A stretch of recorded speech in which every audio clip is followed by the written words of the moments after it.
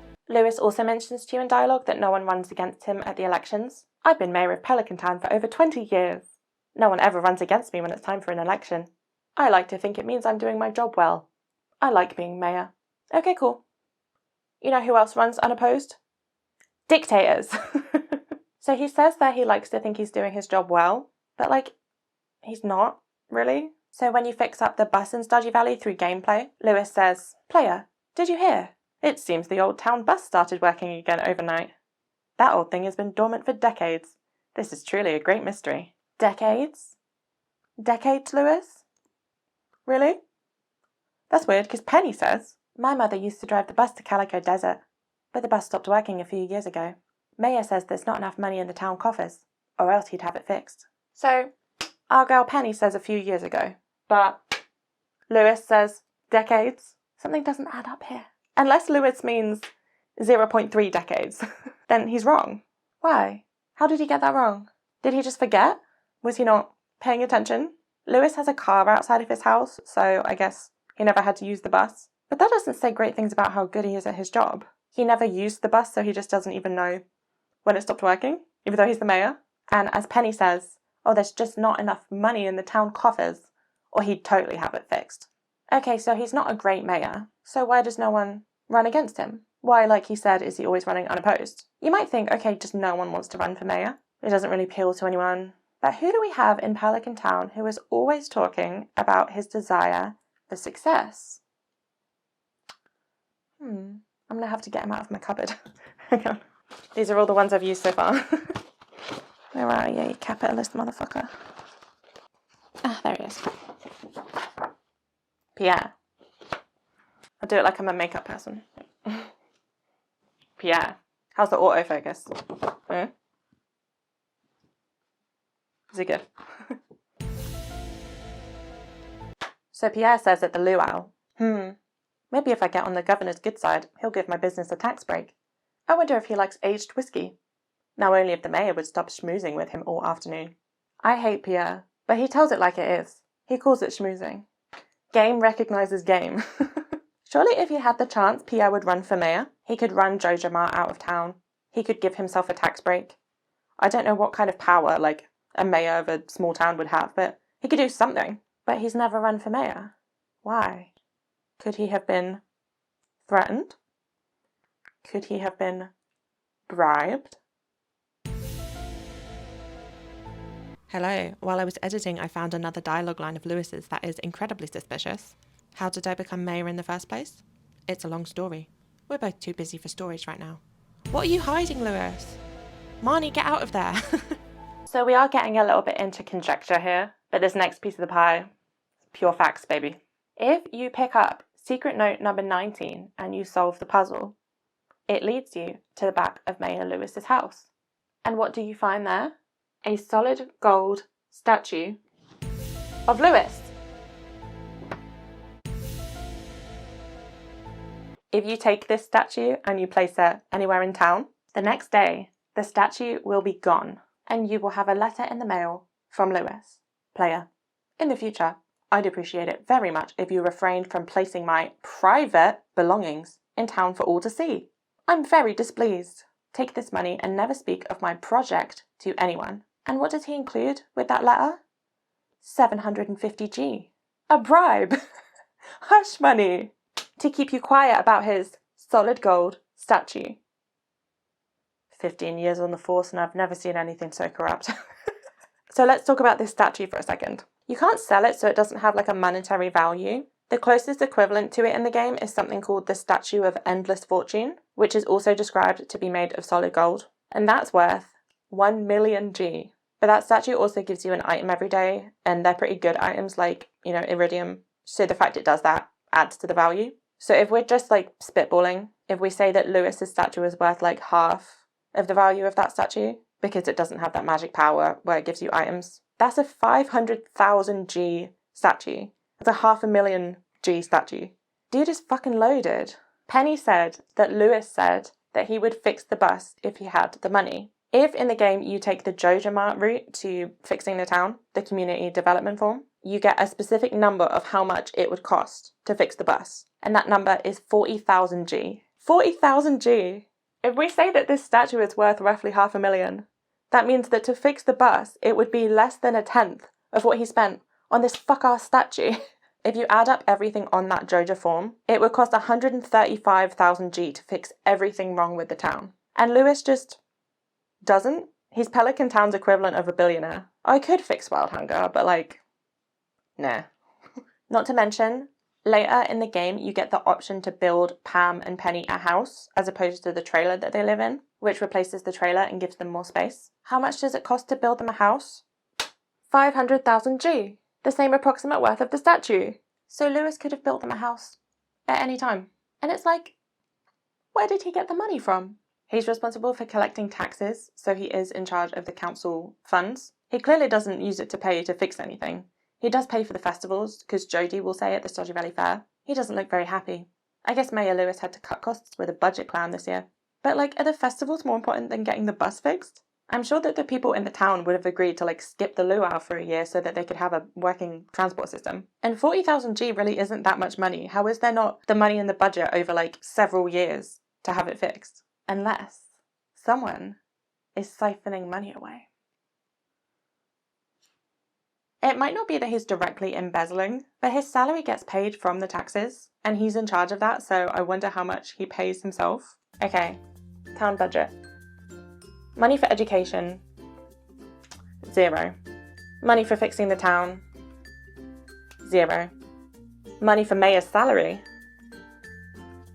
1 million. Please help me budget, my family's dying. This is why I doubt that Penny's getting paid by the council. She describes her job as tutoring, which in the UK at least is a totally different thing from teaching. Tutoring is like a freelance thing that you would charge by the hour for. So yeah, most likely the parents are paying Penny directly. This dude is a terrible mayor. He'd rather make a statue to his own greed than pay for education or transport or housing. Let's eat him. In the 1.7 update, I want to be able to put Lewis into the potluck. So the purpose of this Lewis tangent is to kind of set up the like socio-economic situation here. It's very class driven, this one. Penny and her mum Pam are poor. Pam lost her job when the bus went out of service. Penny has that line that we read earlier. I'm trying to save money from my tutoring job, but it's hard with my mother out of work. So Penny is essentially the breadwinner, working 3 days a week, potentially 4 days a week based on whether she gets paid for babysitting on Saturdays when she takes the kids to the playground. They're the only family in town that doesn't have a house. They live in this trailer, and Pam doesn't even have a bedroom. She sleeps on the couch. This is all going to be important when we finally come around to Penny, but for now we're going to stay on the topic of Pam. So, Pam is an alcoholic. I had to do a lot of weird Google searches for this video. According to DrinkAware, there's a difference between being an alcoholic, which is being dependent on alcohol, and harmful drinking, which is a pattern of heavy drinking which causes damage to your health but without actual dependence. I think we can say that Pam is an alcoholic because of this section. Someone who has alcohol dependence will often place drinking above all other obligations, including work and family. And we will see as we move forward that Pam places her time at the saloon over Penny, who is her daughter. So I'm pretty confident in saying she's an alcoholic. She goes to the saloon to drink every night. You can frequently find her there passed out, and she's hungover in the mornings. Penny is a character who opens up to you the more you get to know her, so I won't spoil it for you, but she does express to you more and more as you get to know her how much she worries about her mum, how much of a burden it is to take care of her, how much Pam's health is being affected. And this is partly why I laid out that picture of Lewis, the picture of the economic situation, because a big question here is, how much can we blame Pam? How much should we blame Pam? She's a single parent. Penny tells you later that her dad abandoned them. She lost her job and her income due to factors out of her control, and she turned to alcohol to cope. She can't really get another job because the town is so small, nowhere else is hiring, and the bus isn't running, so how could she get anywhere else? Even Penny had to essentially create a job for herself with the tutoring. Pam says they're unable to eat healthy food because they can't afford it. And the mayor could provide a social safety net, a food bank, some unemployment benefits, but he doesn't. He builds his fuck-ass statue. We could blame Pam for the alcoholism, but it is an addiction. It's expensive, but it's not like she's choosing it. We see in one of Gus's heart events that Pam has racked up this huge bar tab that she hasn't paid, and it's affecting the saloon. So because Pam doesn't have any money coming in, she's racked up this huge tab because she doesn't want to spend any of Penny's money on the drinks. She's gone into essentially debt, hoping that she'll be able to pay it back. When Gus does ask her to pay it, she probably has to like put it on a credit card, and then she has to pay interest. You know, it's like that poverty trap. Things are more expensive when you're poor. But like, she's definitely not blameless. This is what I mean when I say that this subject is like out of my jurisdiction a little, because how much do we blame her? How much is she a victim of the system? And how much is she a bad mother and a selfish person? Most likely these two things exist at the same time, but how heavily do we lean either way? I think for this video, I'm not really going to seek to answer that question, and we're going to kind of leave judgment of Pam mostly out of it. You're free to judge her as much as you want. Go for it. But I'm mostly going to be focusing on the impact that she has on Penny instead. If I had more personal experience with any of this, you know, if I'd been affected, I think I could come down on her harder, but I haven't, so I won't. I think her life sounds really hard. I feel bad for her. The person I'm going to blame the most here is Lewis. Fuck Lewis. He's number 3 on my hit list. But yeah, I'm not trying to say that, you know, I'm on Pam's side or anything. We will be very critical of her when we get into like the effects all of this has had on Penny. So we've covered Penny's overall situation. We've covered her mum. Let's circle back to Penny herself. You've kind of had a taste of this already, but this video is very much going to get like more concentrated as it goes along. It's very top heavy in terms of tangents. So like, stick with me here. So Penny is shy. She's giving like a main character of a One Direction fanfiction who doesn't know who Harry Styles is. She's just sitting in the audience reading the classics because her friend dragged her to this stupid concert. She'd rather be at home listening to classical music on vinyl, you know. If Pam needs money, she could just sell Penny to One Direction. I hear they're in the market for that kind of thing. So Penny's first meeting dialogue is, "Oh, hello, I'm Penny." That's it. That's all of it. I did click on her a bunch more times to see if there's more, but that's all of it. She's one of the characters in Stardew Valley who like opens up as you get to know her. I think that Penny is the best example of this because she has dialogue that you unlock at 2 hearts, 4 hearts, 6 hearts, 8 hearts, and 10 hearts. If we compare this like to Maru, she only had new dialogue that unlocked at 8 hearts and 10 hearts. So with Penny, it's a real like gradual opening up. It's not like it was with Maru where you need to be like really close to her for her to like open up and start sharing her feelings. Penny's just shy. As she gets more comfortable with you, she shares more. But when you first meet her, her dialogue is all kind of like small talky, kind of nervous. "Hello. The mountains look nice today, don't they? Hi. Are you doing okay? Hello. The weather's interesting today, don't you think? Sorry." I remember having almost that exact conversation with someone at school when I was like 13, feeling really awkward and being like, "Oh, the weather's nice." And I remember they said like, "Really? You're talking about the weather?" Because I was so awkward. And I was just like, "I'm sorry." So I think that Penny has that thing of like, her mind just goes blank. And she also apologizes for her dialogue. She does that in some other quotes as well. So she blames herself. She's like self-conscious. Her dialogue is also interesting because it's very structured. Almost every single one of her lines of dialogue is assigned to like a specific day of the week. Monday, Tuesday, Wednesday, Thursday, etc.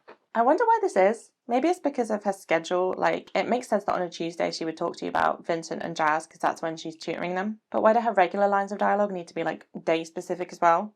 Even when she's not tutoring, why does it need to be like, this is what she says on Monday? I've been thinking about this and like, I don't really know. Honestly, I think it's probably just something to do with the code. It's just easier. I could come up with some reason and be like, it's because she's so rigid, you know, she likes to keep herself in a box or something, but I don't know, that would just be me pulling something out my ass, so I don't think it's that significant. So Penny's big interest is books. She's often reading on a bench or wandering around the library. We're very lucky to have a library in such a small town. When you're lost in a book, it's easy to forget the realities of your life. Maybe that's why I like reading so much. Sorry, I got carried away there. So we see her apologising here again. So this is kind of like one of our central themes for Penny. Escapism. She reads because it helps her escape the realities of her life. In her room, you can find 2 books, The Solarian Chronicles and Marcy and the Underground Castle, which to me, they both sound like fantasy. So that underpins this theme, right? It's fantasy. It's like the ultimate escapism. It's not even in this world. We're going to be coming back to this.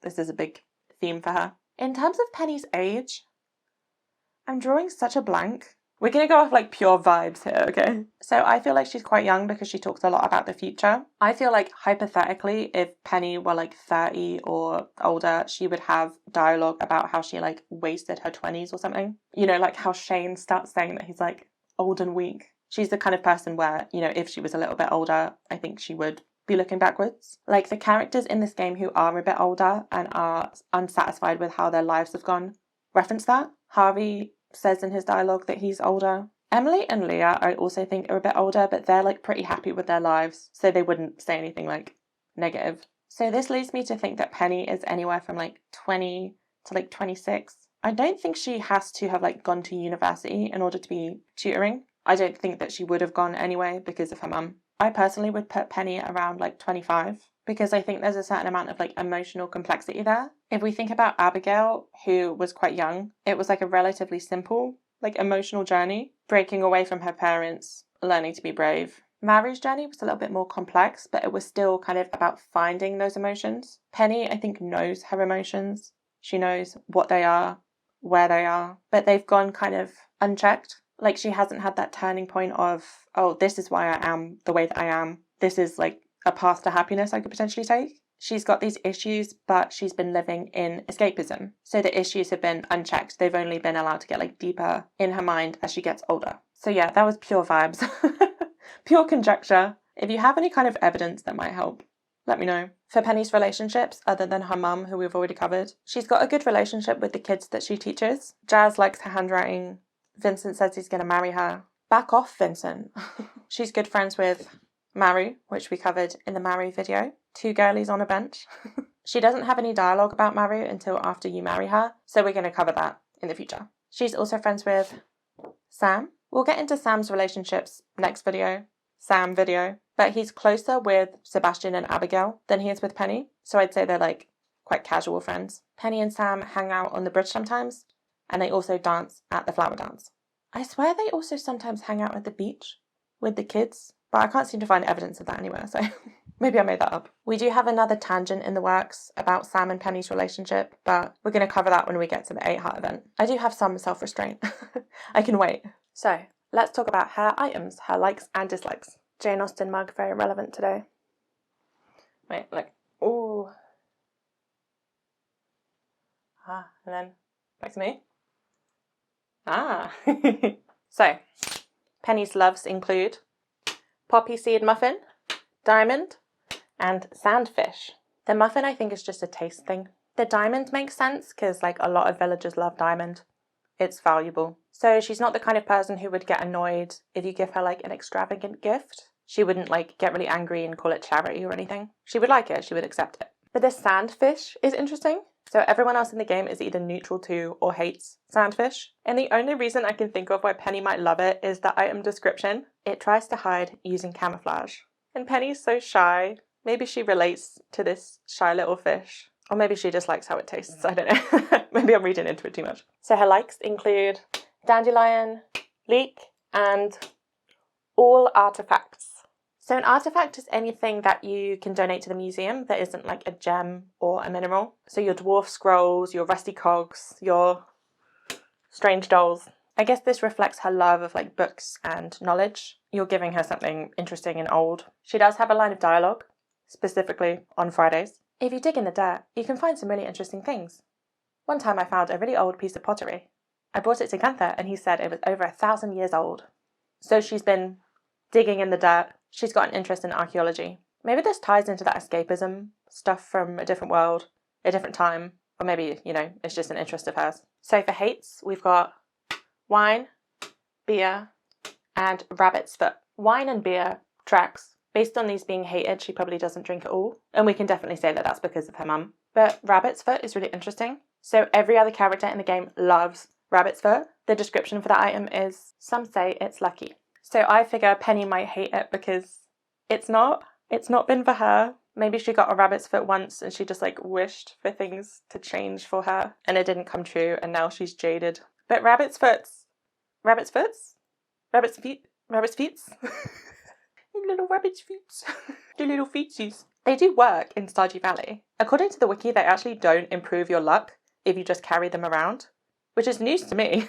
I've been carrying one around in all my playthroughs for like years. But they do affect the outcome of that like group 10-heart event. I won't get into that here, but you get a positive outcome from that scene if you have a rabbit's foot, as opposed to a negative outcome if you don't. So they do something. But I guess, yeah, it just didn't do anything for Penny.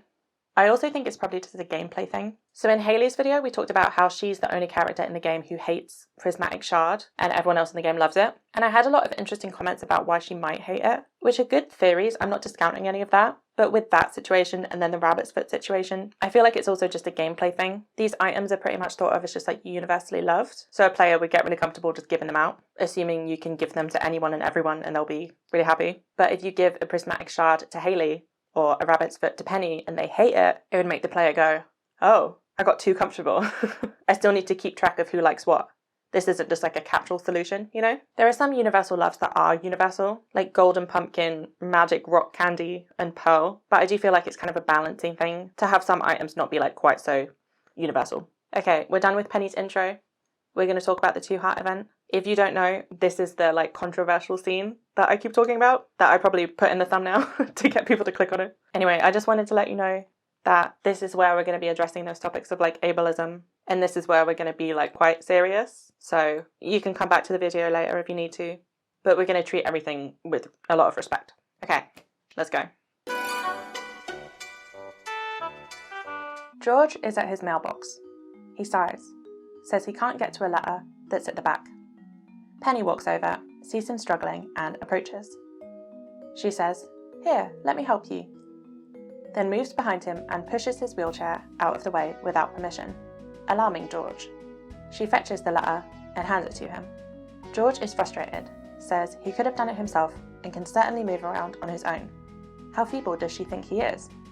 The player approaches then, and Penny asks, "Player, you were watching us?" You get a choice. "I was. You did a kind thing there, Penny." "I was. You should have asked instead of assuming George wanted help. I'm just taking a walk, minding my own business." I told her she should have asked, and she says I'm right. She apologises, says it was rude, what she did. George looks down, reacts as stressed. Then he sighs, says, no, he's sorry. He shouldn't have gotten so angry. It was actually very kind of her to help him out. Penny says that's okay, she understands. Then George leaves, goes inside his house. Penny is stressed, says, "It must be difficult to grow old." You get another choice. "I'd rather not think about it. It's just a different part of life. That's why we should respect our elders. I'd rather die young." I said it's just a different part of life. And she says, "You're right. We shouldn't ignore the reality of aging. The sooner we come to terms with our mortality, the more time we can spend in the here and now." There's a bit of an awkward moment before Penny says it was interesting talking to you, but she should go.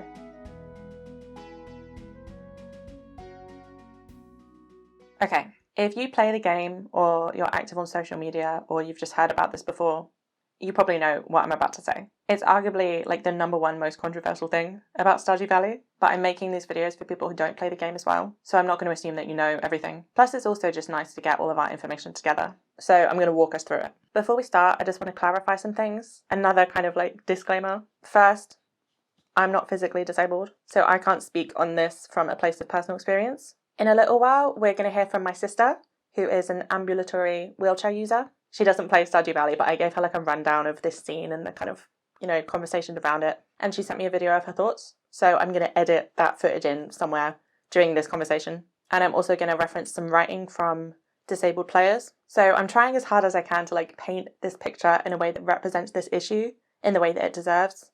But I just wanted to say, at the end of the day, I've never gone through this kind of thing. So I just want to acknowledge that. And if I miss anything or get anything wrong, I'm sorry. So second thing to clarify, I do a lot of numbering in these videos. That's that thing Jenny Nicholson says. I'm going to put it in an internet-friendly numbered list or something. Love her. So second thing to clarify, I'm going to structure this discussion in a specific way. There are a few different things at play here. I've written a numbered list inside a different numbered list. I'm going to use A, B, and C, okay? There are a few different things at play here in this scene. A, the action itself of Penny pushing George's wheelchair. B, the way that the game portrays it. C, Penny herself. What she might have been thinking, what her intentions were. From looking into the kind of controversy on the subreddit, it seems like a lot of people argue for nuance in this scene as a way to justify Penny's actions. Like her intentions were good. She was raised poor with a terrible mother in this place that has no access to education. And those things are true, but you're doing nuance wrong. I love nuance. You know me, I love nuance. It's like my catchphrase. But nuance is not a justification. If my patron saint of nuance, Sarah Marshall, has taught me anything, it's that nuance simply means that two things can be true at once. It's not she moved his wheelchair and that was wrong, but she had good intentions. It's she moved his wheelchair, that was wrong, and she had good intentions. That's where the nuance comes in. When you seek to justify her actions with her intentions, that's just trying to fit it into a black and white system. You know, you're arguing that it was actually good. The nuance is acknowledging that we live in a world where someone can cause direct harm and they had good intentions, because that happens all the time in the world, every single day. No one is the villain in their own story, yet villains exist. So all that being said, we can essentially separate these topics, you know, the A, B, and C, because they're not connected. We're going to separate the action itself, the way the game portrays it, from Penny's intention and character. Because of this, we're not going to talk about Penny's character until the 4-heart scene. This is partly because there's not much to say about this scene anyway. Until we get to that 4-heart scene where we learn a little bit more, we can kind of contextualize things. But it's mostly to emphasize how, you know, they're different issues. When we get to the 4-heart scene, I will talk about like her thought process, her intentions, her arc, her character, but I wouldn't want that to get muddied in with the discussion of her actions, because I don't want you to misconstrue me. I'm absolutely not trying to like justify or excuse anything. I know I'm being like weirdly serious right now, but it's a very serious thing. It's an important thing. And I would hate to get it wrong or like represent myself incorrectly. You know, I want to make sure that you're getting what I mean. So we're going to talk about the 2-heart scene. We're going to talk about her actions here only, without consideration of intent. Intent is only applicable when we talk about her character. It does not affect, you know, the objective events. Okay. In this scene, Penny pushes George's wheelchair without his permission or consent. She shoves him. Look at it. It's a full body 2-arm shove. Maybe that was just the easiest way to like animate it, but that doesn't change that it happened. This action is wrong. It is deeply violating. Moving someone's wheelchair without their consent is a violation of their bodily autonomy. In the UK and in the Pacific Northwest, where the game is kind of set, it seems to come under the definition of battery, which involves unlawful contact without consent. To count as assault, I think it would need to involve violence, but the definition of assault changes, you know, place to place. So I've also seen people refer to it as assault, and I'm not a lawyer, so I'm not going to tell you that you're wrong. If you're new to this as a concept, if you haven't heard about this before, you might be thinking, why is that so wrong? It's not that big of a deal. It's the same as if you were like sitting in a desk chair and someone just like pushed you out of the way. It's pretty annoying, but it's not that big of a deal. But for this, I'm going to refer you over to my sister. Hi, I'm Johanna, I'm Fiona's sister, and I'm an ambulatory wheelchair user. And that means sometimes I have to use a wheelchair, sometimes I do not. And I am just going to give my opinion on the Stardew Valley controversy around someone pushing someone else's wheelchair without consent. And I'm just going to give my personal opinion on that. So I'd say first and foremost, the message is primarily don't just kind of push people to move them from one location to another kind of without their consent. If you think about it in terms of if that was kind of someone who was able to walk or an able-bodied person, it would seem like a very strange thing to do, or at least very rude, just to move someone from one spot to another, obviously by the act of pushing, and just because someone's kind of in a wheelchair, which makes it a very easy, like more natural thing to be able to push them from one location to the other. It doesn't take away that kind of weirdness of choosing to move someone from one spot to another by your own kind of physical force without them knowing or consenting to it. So yeah, rule number 1, don't push people, whether they're kind of in a wheelchair or not, without their consent to be pushed. But then what kind of separates it from that just normal strangeness around kind of pushing people in real life is a couple of things. Obviously, it's kind of not a perfect example because the intention normally is completely different. So people have generally really strong positive intentions when they want to help someone who they perceive to be in need of help, especially in a wheelchair. And that is brilliant, and it should be, you know, encouraged and commended. It's wonderful to be the kind of person who looks at someone that they think is in need and wants to help them. However, it is just a way that you deal with that situation, and it is always best just to ask, just as simple as just asking. And there'll be cases where people will say, yeah, that would be great, thank you, but you do need to be prepared for cases where people will say, no, I'm fine, thanks, because people have a completely different range of capabilities and, you know, wants and comfort with other people helping them. So, you know, it truly is, there's not a one kind of type of person who uses a wheelchair. Everyone is an individual person, so some people are gonna welcome help, some people are going to be for whatever reason more resistant to accept help. So if you are going to offer someone help, do just be kind of mentally prepared that they might say no, and then that's not necessarily a reflection on you, but yeah, don't kind of take it personally if someone does say that they don't want to accept your help at that time. That's completely their choice and their absolute right to do that. Another thing that separates it from kind of pushing a able-bodied person out of the way is either kind of a perceived or sometimes kind of that real differential in independence. So someone who's able-bodied that you push out the way, they can, you know, for want of a better term, kind of fight back physically. But there's been times where I've been in a wheelchair, a manual wheelchair, and I've been pushed, and in that moment, unless you have reflexes of kind of lightning, you know, there's nothing that you can really do. You know, you're literally on wheels, where a push will send you moving, and that is really scary. That is genuinely really scary sometimes, to not feel like you're in control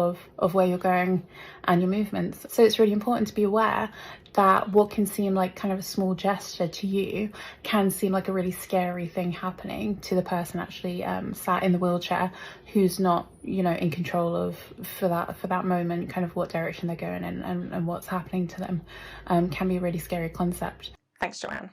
So we're not going to entertain the idea that this isn't a big deal any further. If it counts as battery under the law, it's a big deal. We could argue specifics for hours about this scene, and people do, but ultimately the action itself is ableist. The question of whether Penny is ableist would be an entirely different discussion, but we can pretty much categorically condemn that action. It's not like not being pushed around is a specific right that disabled people are like asking for. That's a basic human right. And to let someone's mobility aid affect whether or not you grant them that human right is ableist. You're treating them in a way that you wouldn't treat an able-bodied person. We should all have the ability to move as and when we like.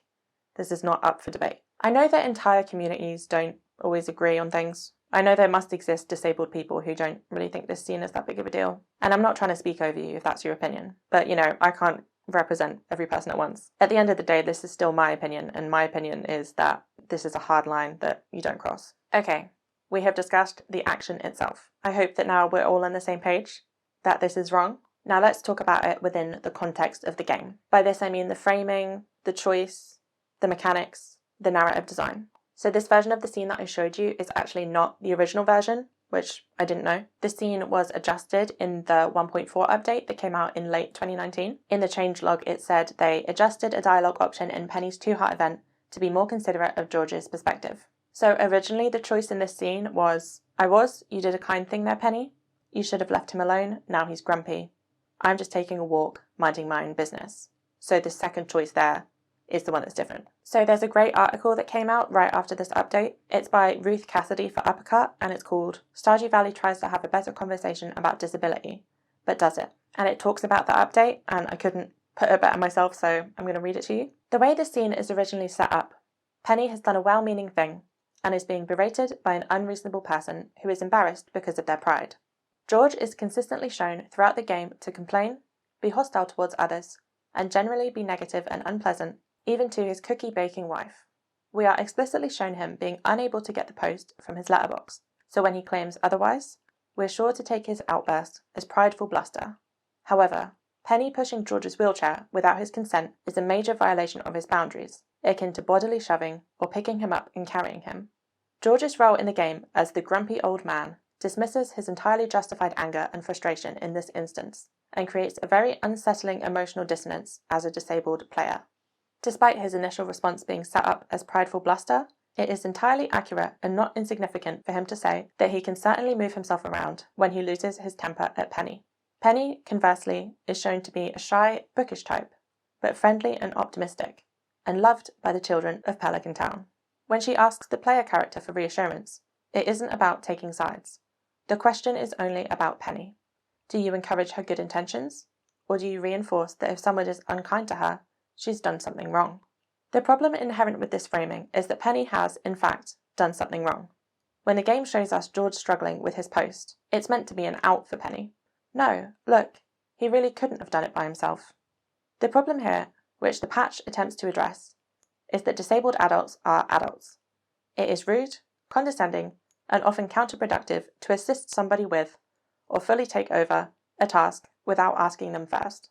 So this is not only like a well-written way of showing the trouble with the framing, but a really good read of the scene's purpose, which we will refer back to during our discussions of the 4-heart scene.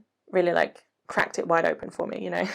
So the way the original scene was framed was with no option at all to push back on Penny's actions. As I've mentioned a few times in these videos, the morality in Stardew Valley can be very strict. Scenes often have a moral, a right and a wrong answer. So in the original scene, you have option A, you did a kind thing there, Penny, aka, you were right, Penny. Your intentions matter. You were only trying to help. He shouldn't have got so upset. Option B is saying, you shouldn't have done that to George, but only because he got grumpy. Like the article references, he's like the grumpy old man, and that's a nuisance. You're saying she's wrong because she's antagonized him. Arguably, this option is saying that he's undeserving of help because of the way that he reacts to it. It's not worth helping him at all. And option C is to not get involved. Whatever you choose in this first version, the outcome is the same. George apologizes to Penny. The moral high ground is hers. Similar to Haley's 2-heart scene and Harvey's 2-heart scene, all roads lead to one perspective on the situation. And as we've established, the perspective of the game is missing a huge part of the conversation that should be being had. So what I've seen from the clip from Stardew Valley, the gentleman in the wheelchair, when he's been pushed, responds in kind of what the game perceives as kind of like a hostile manner. And it's really important to think about why he's responding like that, because it's not a case of this is just something that's happening to this fictional character. It's actually something that, even though, you know, the character is this kind of elderly man, it's something that I relate to on a personal level, kind of that way that he's responding to as well. So I've been in similar situations before, and I could say now, kind of sat here comfortable in my house, I could say that the way that I would deal with these situations is to kind of calmly ask the person to stop and then educate them about why it's good to ask for consent. However, the reality is that when you're actually using a wheelchair, there are so many factors at play that are going to change the way realistically you do react to those situations. And I think it's important to just go over a couple of those, just to give some context to the way that the gentleman in the wheelchair might have been kind of driven to respond in the way that he did. So on a personal level, I know that a lot of the time when you use wheelchairs, you are in pain, reasons of pain, and also reasons of kind of extreme fatigue that come along with a lot of the chronic kind of illnesses that people use wheelchairs for. So just those physical impairments, as I mean, I'm sure most of the population have experience with. If you're in pain or if you're tired, that is unfortunately going to affect the way that you are responding to people. So it's important to have understanding around that and not expect this, you know, very poised kind of socially acceptable response to a sudden shock, which may be frightening to people who are already in pain or exhausted. Another important thing to recognize is the mental effects that being in a wheelchair can have on people. And again, obviously I don't speak for everyone who uses wheelchairs. Everyone has vastly different experiences to each other. However, it's important to recognize that being in a wheelchair can be mentally distressing in a variety of ways to people, whether it's kind of just that interruption of your normal routine. You need to relearn how to get around, you need to relearn how to navigate the world, often while being in pain at the same time. It's an extremely difficult thing to do, and there's also the potential lack of that independence that you had previously had. So it's important to recognize that people may respond in ways that are kind of reflecting that state of mind that they're in that moment. Then in that 1.4 update, the scene was changed. The option to call George grumpy was replaced with the one that we see today. You should have asked instead of assuming George wanted help. And if you click that, Penny apologizes. And this version is better, right? We at least have the option to like push back slightly, tell her that she should have asked. It's quite a vague thing to say, that she should have asked instead of assuming he wanted help. Really, it's that she should have asked before moving his wheelchair. It's not the fact that she just helped him. Helping people covers a lot of actions, many of them done without permission. You don't ask permission before you donate to charity. You assume that they want your help. But we can see the attempt. Feedback about this scene was listened to and actioned on, showing a firm stance to those who didn't see the problem with the original scene. We have to give a few points for that. Also, existing at the same time, the scene is still extremely problematic. If you push back, which you really should, if you tell Penny you shouldn't have done that, you lose 50 friendship points with her. If you tell her she did a kind thing, you gain 50 friendship points. and if you stay out of it, you remain neutral. As the article puts it, despite it being the right moral choice, the right gameplay choice remains telling Penny she did a kind thing, an option that remains entirely unchanged. Within the universe, it makes sense that Penny would feel rejection from you calling her out. I can't tell if what I'm hearing is thunder or it's someone putting their bin out. If my best friend called me out, then I wouldn't feel, rejection. I wouldn't have any negative feelings about that. I would actually appreciate it, but that's because that is my best friend. If someone you barely know does it, even though you might appreciate it, you might feel less close to that person, especially in those early stages of friendship. We tend to have a bias against people who give us negative information. Don't shoot the messenger. But losing these friendship points with Penny, if you pick that option, works as essentially a punishment.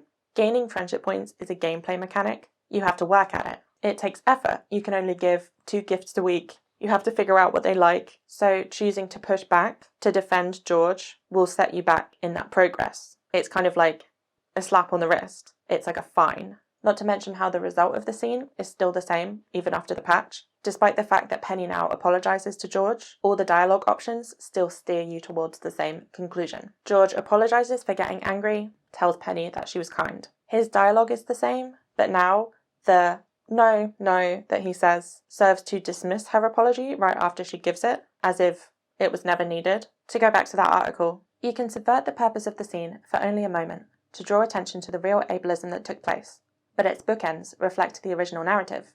Penny does a kind thing, and George is too proud to accept help. Both narratively and mechanically, despite presenting you with an option to call out the ableism present in the scene, you are actively discouraged from doing so. Of course, the dialogue branches have to close to a point in this way for the scene to conclude, but it comes back to the issue of the original framing. There weren't supposed to be 2 balanced sides to choose from. George is merely a prop for Penny to move around and be kind at. In both versions of the scene, the game presents the side I am supposed to take. I am shown a situation I am unfortunately all too familiar with, where someone with physical power over you decides to move your body for their convenience or an assumption about yours, and it doesn't matter if you get angry or upset, because you are expected to say thank you afterwards.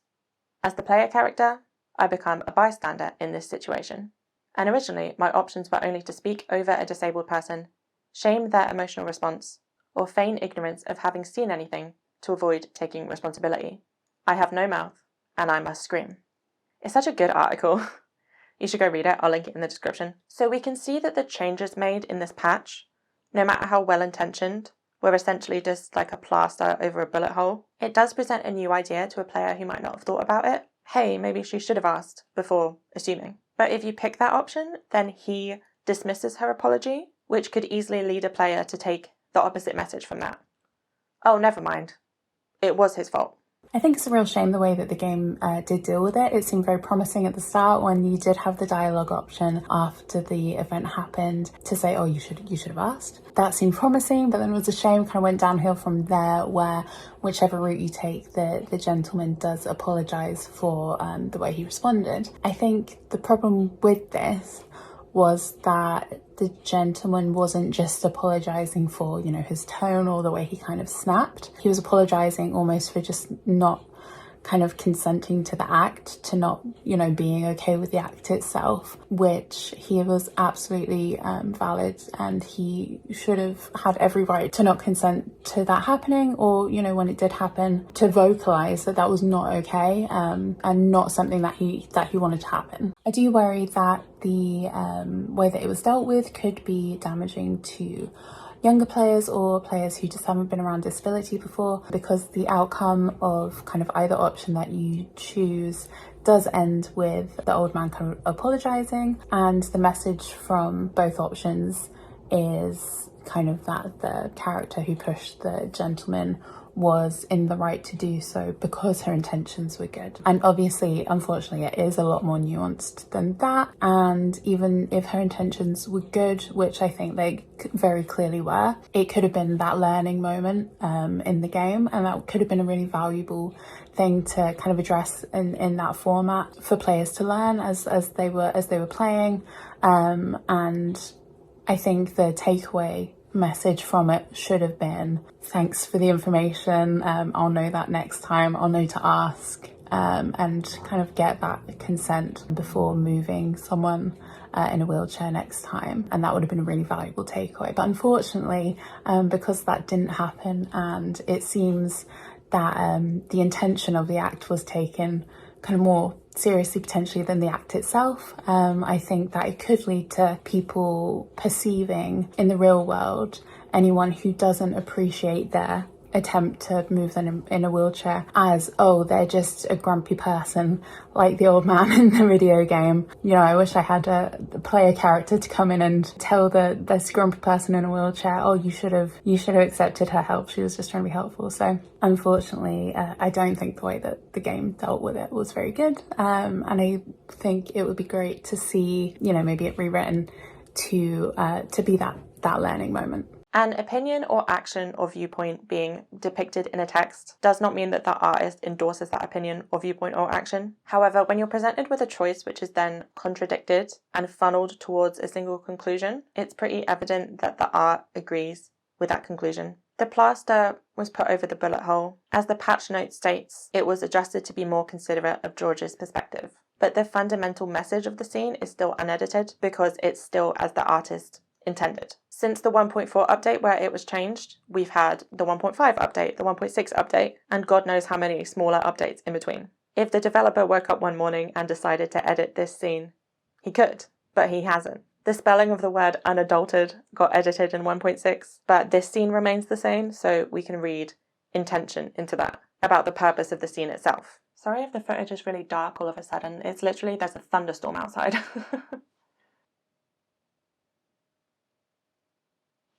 Is that better? I turn the lights up. Okay, I want to take a step back from this for a second. We're getting close to parasocial territory. I've expressed multiple times in these videos that it makes me uncomfortable to talk about the developer of this game because fundamentally I do not know him. I can talk about fictional characters all day long, and I do. But talking about a real person is just like a whole different level of responsibility that I'm not looking to take on right now. But I think I'm okay in terms of talking about like aspects of the development, like how there was like the 1.4, 1.5, 1.6, how it was for the most part, you know, made by one person. The facts. Hello. Hiya. There you go. Have a good day. Thanks very Bye-bye. much.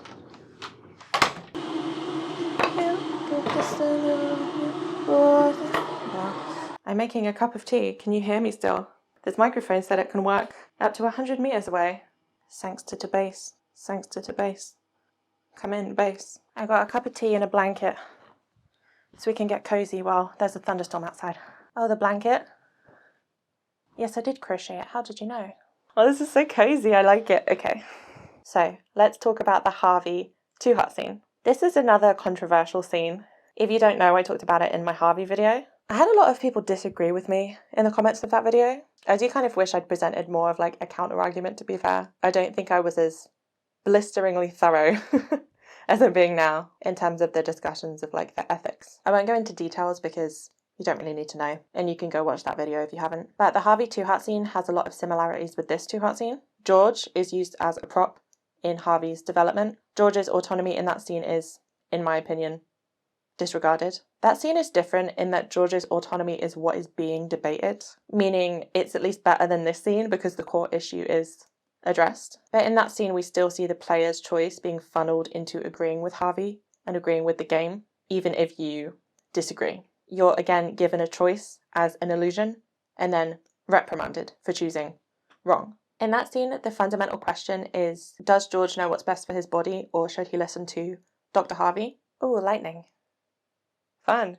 And my point about this scene is that question is an interesting one. Should we disregard George's autonomy a little bit for the sake of his health, or should we respect it fully, even if it's bad for him? And I think the comments of that Harvey video show just how interesting of a question this is. I had about equal amounts of people telling me, thank you so much for bringing that up, I don't like how he's treated, and people telling me, I disagree with you. People saying, well, that's how you have to handle these situations in real life. Medical professionals commented to tell me that they very often see elderly people who don't have their own best interests at heart, and their job is to encourage those best interests. So all of these arguments are valid and interesting, and that's kind of what I was trying to say about this scene, that not only does that interesting question get flattened into these 2 options, black or white with no shades of grey, but one of those 2 options is wrong. There's no curiosity or nuance there when it comes to this discussion. There's no deeper consideration of the question that the game itself is posing.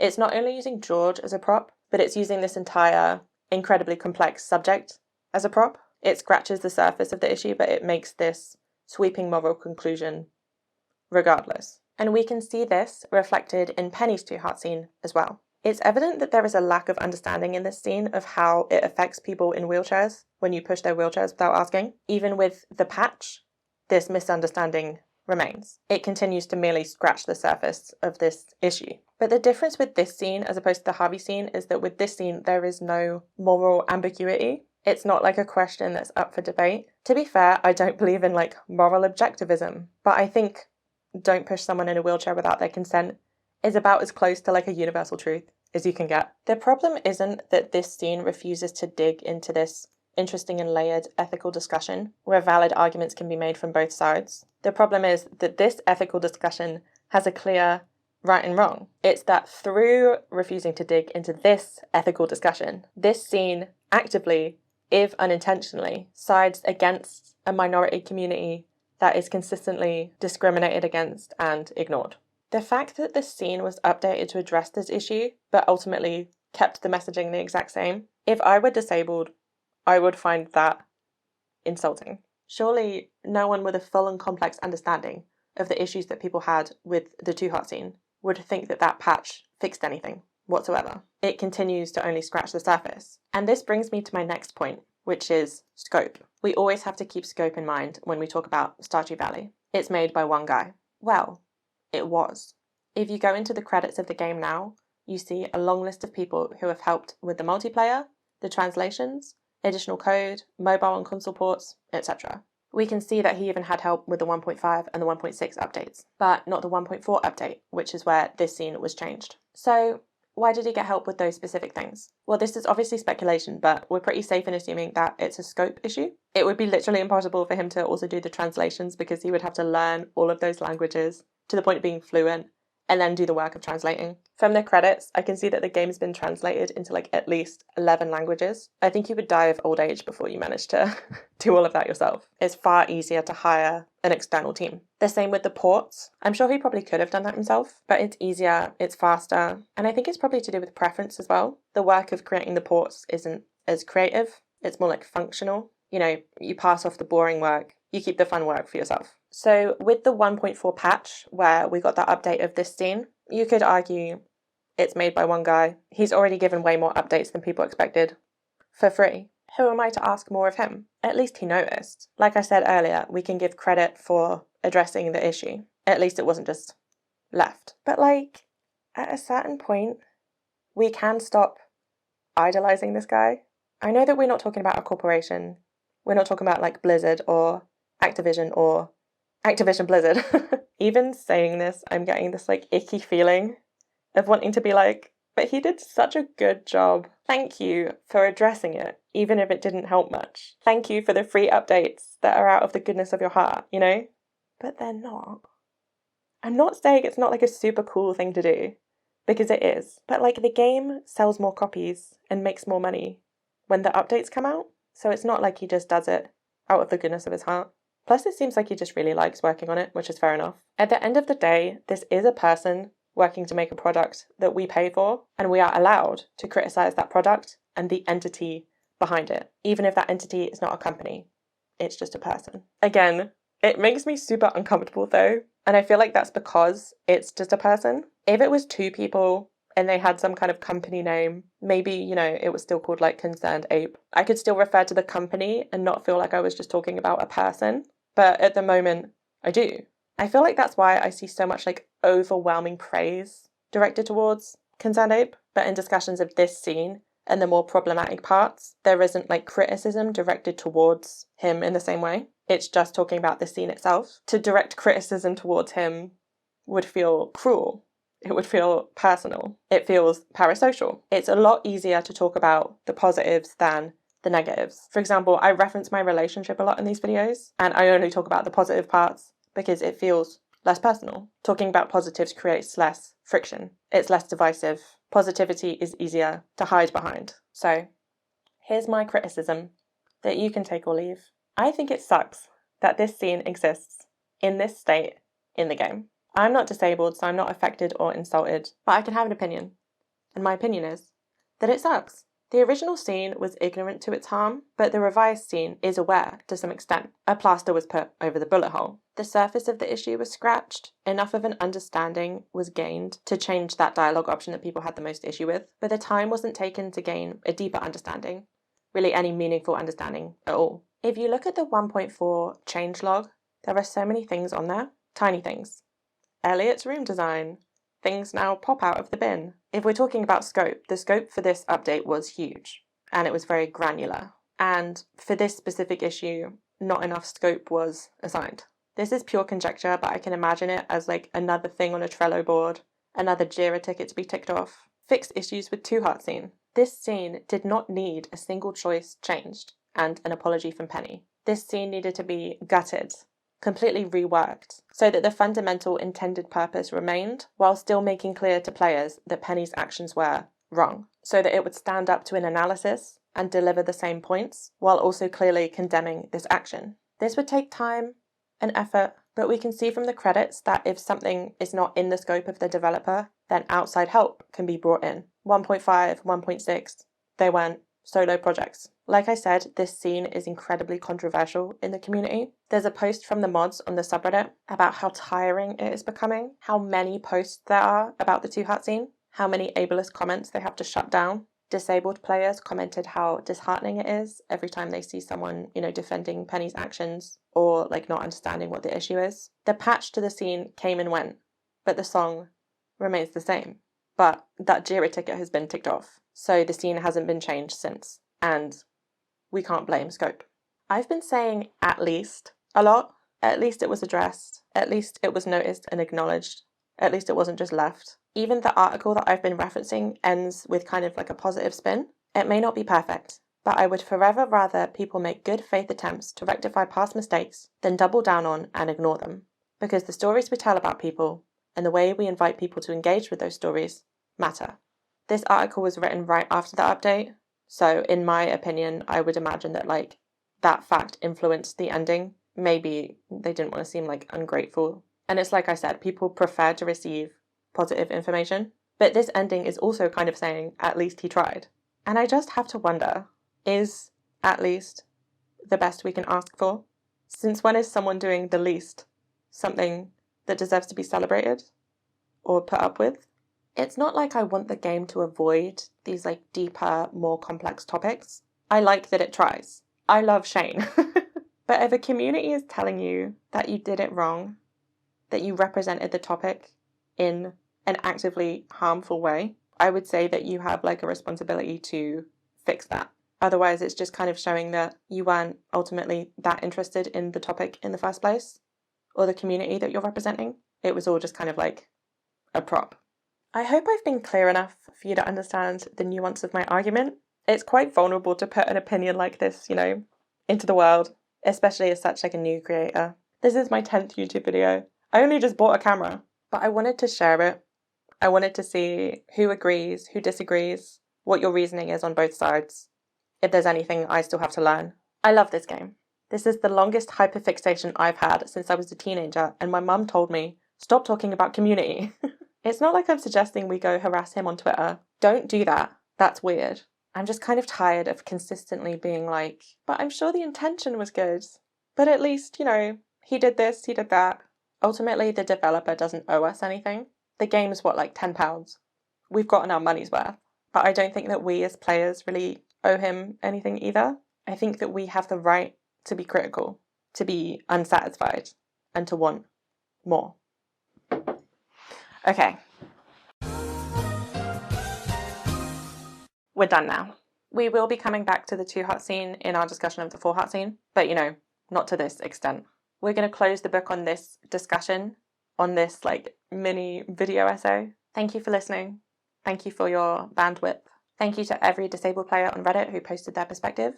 Thank you to the author of that article, Ruth Cassidy. And thank you to my beautiful sister, who I love very much. Don't we sound the same? Don't we have the same voice? She was doing kind of a newscaster vibe in that video though, so I sincerely hope that I have covered this subject in a way that respects and represents the community that it affects. Okay. Get a snack. Make a tea. Get a little blanket. We are going to talk about the Full Heart event. For the Full Heart scene, Penny's in the trailer. She looks sad, complains that it's dirty. The player enters and she's surprised, apologises for the mess, says she was about to clean up. The player walks closer and Penny reacts to our unseen offer to help her clean up. She tells you to start over there and she'll do the kitchen. The player starts picking things off the floor as Penny gets started on the dishes and countertops. That's when Pam enters. She looks around and gets angry, asks what you think you're doing. She tells you to stop it. She had everything just how she likes it. Penny is distressed, tells Pam the house was a mess, that you were just trying to tidy things up.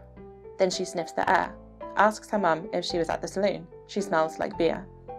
Pam is frustrated, says it's none of Penny's damn business where she goes. Penny says it is her business. She doesn't want Pam destroying herself. Pam's choices have an effect on her. She's being selfish. Pam gets angry again. She gives Penny shelter and clothes and Penny calls her selfish. She's ungrateful.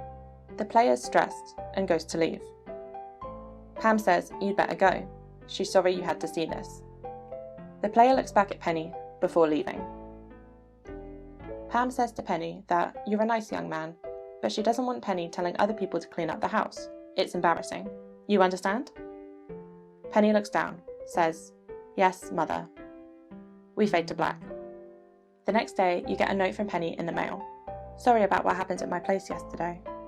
My mum can get into bad moods sometimes. Please just forget it happened. Penny." Okay, this scene is a good way into Penny and her trauma, basically. We're going to go through a lot of stuff here and then we're going to go back and look at the 2-heart scene with fresh eyes. We're actually going to first talk about Pam before we get to Penny, which is kind of funny. Don't worry, Penny, we'll get to you. So Pam has a lot of dialogue about the trailer. "My house ain't pretty, but at least it's by the river." Should I do an accent? What accent is she supposed to have? "My house ain't pretty, but at least it's by the river." No, I'm not going to subject you to that. That would be awful. "Make sure your boots are clean before you go stomping around in my house. It's annoying to clean a mess. You should know that by now. I wish a team of elves would come during the night and tidy up my house. Ha ha ha ha. Would you do me a kindness and clean up my house?" Just kidding. That last line where she asks you to clean up her house is in full, so by the game's standards you've known Pam for a little while. You're not strangers, even if you don't have any hearts. So she talks a lot about the house being dirty, how annoying it is to clean up, how she wishes that elves would do it. She even asks you to do it, but then she says she's just kidding. By all accounts, you and Penny cleaning up the house should be something that she wants. But Pam also has a line. "Hey, you. Don't be snooping around the trailer when I'm out. Got it? Sorry, but I gotta be cautious with strangers." And if, like we mentioned in the Lewis tangent, you buy Pam and Penny a house, Pam says, "I can't believe you bought me a house. Is there any catch? Sorry, I'm not used to people being so nice." And if you give Pam a hated gift, she'll say, "Now this is just absolutely despicable. Is this some kind of mean joke?" That last one just makes me want to cry. I don't know why. And if we go back to Penny, at 6+ hearts, Penny will tell you, "When I was a little girl, my father abandoned us because he said he felt trapped. We haven't seen him since." So Pam is a complicated person to have as a mother. She's obviously been through some shit. She doesn't trust people. She's not used to people being nice. She thinks you're playing a mean joke on her if you give her a hated gift. So it's not that she doesn't want her house cleaned up. It's that she doesn't want you cleaning up her house. She's embarrassed. Penny also expresses in dialogue that she finds the trailer to be embarrassing. It's hard to describe how incredibly embarrassing it can be to be poor. I'm not going to speak too much about my own situation, but it's been a lot of ups and downs basically, especially when I was a student. There are a few things in life that have made me feel more shame and embarrassment than not being able to pay for something, in front of other people. And it shouldn't be embarrassing. My friends who were there weren't judgmental. They just bought me a sandwich, But it's just something that comes from deep inside you. We all just get taught that money equals success. Old men buy super yachts as a point of pride. And not being able to buy things is the opposite. It's shameful. Obviously not to mention the more real world ramifications of not being able to buy things, like not being able to eat. Pam's reaction here makes sense given what she's been through. But when we think about this from Penny's perspective, She was unhappy with the mess. She was about to clean up, but you offered your help, and she took it. Now that you have 4 hearts with Penny, she has a few new lines of dialogue. Dishes, dishes, dishes. Ugh. If my mother wasn't always nursing a headache from her late nights at the saloon, maybe she could help around the house a little. I've been trying to keep our place clean, but it always gets messy again. It's hard to run a household all by yourself. So Penny's always the one cleaning up. She's doing the work, despite it being a shared household. And the one time she gets help from you, she's lambasted for it because she embarrassed her mother. And it's interesting in this scene how Penny kind of fights back. She says the house was a mess. She tells Pam that she smells like beer, that she's selfish, and she's met with hostility. Pam says, "Selfish? I put a roof over your head and clothes on your back and you call me selfish?" But it's like, okay, you might have bought the trailer, you might have bought the specific outfit that Penny's wearing, but right now Penny is the one who keeps the lights on. Penny pays the bills because Pam is out of work, but Penny gets no credit for that. She's called ungrateful when really Pam is the ungrateful one. Her daughter is like running the entire household, and Pam wants credit for doing the bare minimum. Your child shouldn't have to be grateful that you bought them clothes and put a roof over their head. It's pretty fucked up, Pam. So I want to talk about parentification. What did I tell you? We're getting into it. It's the deepest dive. Parentification is basically when a parent puts too much on a child, when the child takes on caregiving responsibilities for the parent that the parent should be doing for the child. So there's an article for The Guardian by Navida Chandra that I'm going to reference a lot. Parentification, which can occur in any home, anywhere in the world, is when parents rely on their child to take care of them indefinitely, without sufficient reciprocity. The parentified child who supports the parent often incurs a cost to her own psychic stability and development. The phenomenon has little to do with parental love, and much more to do with the personal and structural circumstances that stop parents from attending to the immense anxiety and burden that a child may be experiencing on their behalf. The parent is often unable to see that their child is taking responsibility for maintaining the peace in the family, for protecting one parent from the other, for being their friend and therapist, for mediating between the parents and the outside world, for parenting their siblings, and sometimes for the medical, social, and economic stability of the household. So basically, one or both parents rely on the child, so the child feels responsible for regulating their parents' emotions, looking after the household, maintaining peace, sometimes for bringing in the money. It can be to like different extremes. It can be as subtle as your mum complaining to you about your dad, but it's basically like not allowing the child their freedom to be unburdened, to be a child. Much like your favourite therapist does for you, these children developed a way of intuiting how to support their parents and others. This was necessary for their own psychological survival. Not caring for their parents was not an option. The consequences could range from the parents withholding love from the children to outright violence between the parents themselves, and the child would then blame herself. These children do not have the opportunity to understand the problems they are trying to solve are not their own, or why the problems continue despite their best efforts. They learn only that they need to pay more attention, intuit better. So like as a kid you learn, if I clean my house every day, my parent is happier. And as a kid you're just going to do that because you want your parent to be happy. And when they're happy, they're nicer to you. And then you're happy. And like the article says, you don't get the chance to understand that that's not something that should be needed from you, that you're taking on too much for the sake of others. And this has ramifications for adulthood because you've developed with a brain that thinks that if someone is upset, it's your fault, you need to fix it, and you're also responsible for making sure it never happens again. If you think about it, your adult circle of acquaintances, colleagues, and friends probably include some who fit the bill. You may recognise the once parentified child in the over-responsible co-worker, the always available friend, the one who always seems to be weighed down by something, yet manages to take care of everything without ever asking for help in return. Despite her conscientiousness, this person's inner world may be impoverished, and if you asked her, she might say she's running on fumes, or that she wished she had a friend like her. The article goes on to say how this caregiving nature can often lead to like a caregiving career, like in education or healthcare, but the parentified adult is easily taken advantage of. She was taking on more work than the others, struggled with delegating, and strived for perfection. Her husband asked, "Why you?" And she answered with what felt like clarity at that time. There is no one else. There is no one else. Who else is going to clean up the trailer? Not Pam. Who else is there to teach the kids of the town? No one. Who's going to pay the bills? Who's going to be the one to worry about Pam's health? Penny. She is a perfect example of this concept. Pam's dialogue frequently references how Penny is the only one that she's got. Pam never had friends. Her husband left her. Only Penny was left to be her therapist, her caregiver. There was no one else.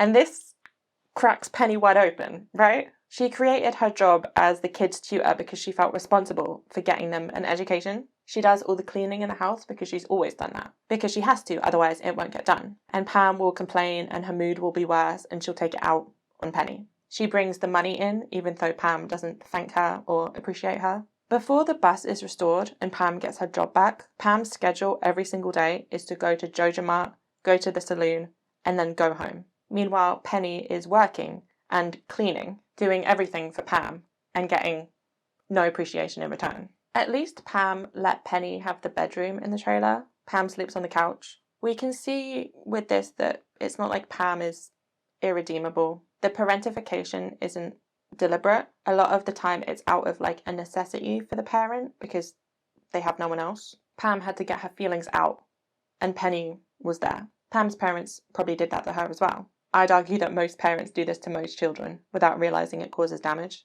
She loves Penny, but she doesn't understand how badly she's treating her. And it is badly. So we've got this dynamic between Pam and Penny, where Penny feels responsible for Pam's emotions, where she's been conditioned to be a people pleaser, to put herself last, and it's with this insight that we're going to circle back to the two-heart scene. Again, just for emphasis, intention and action are separate. Two things can be true at once. I'm not justifying or excusing her actions.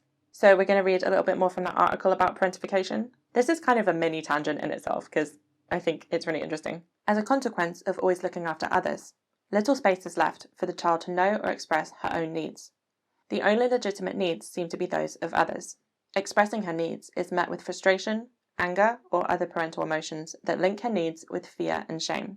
This leads to the development of what pediatrician and psychoanalyst Donald Winnicott in 1960 called a false self.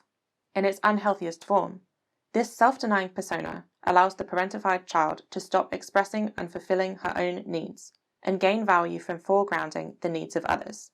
It makes sense that parentified adults struggle with setting healthy, balanced boundaries and find themselves in abusive or exploitative relationships, whether with friends, co-workers, or romantic partners. Deeply unsure of their own worth, parentified adults form relationships based on how valuable they can be to others. This allows them familiar feelings of being good and worthy, from which they can operate in the world around them. This can look like people-pleasing, or being the agony aunt, or overextending their own resources to help others. On the other hand, they struggle to receive support in return. They wonder, how much can I ask for? Will I be considered needy or dramatic? They struggle to claim space in the lives of others, uncertain if the person will stay should they have an ask of their own.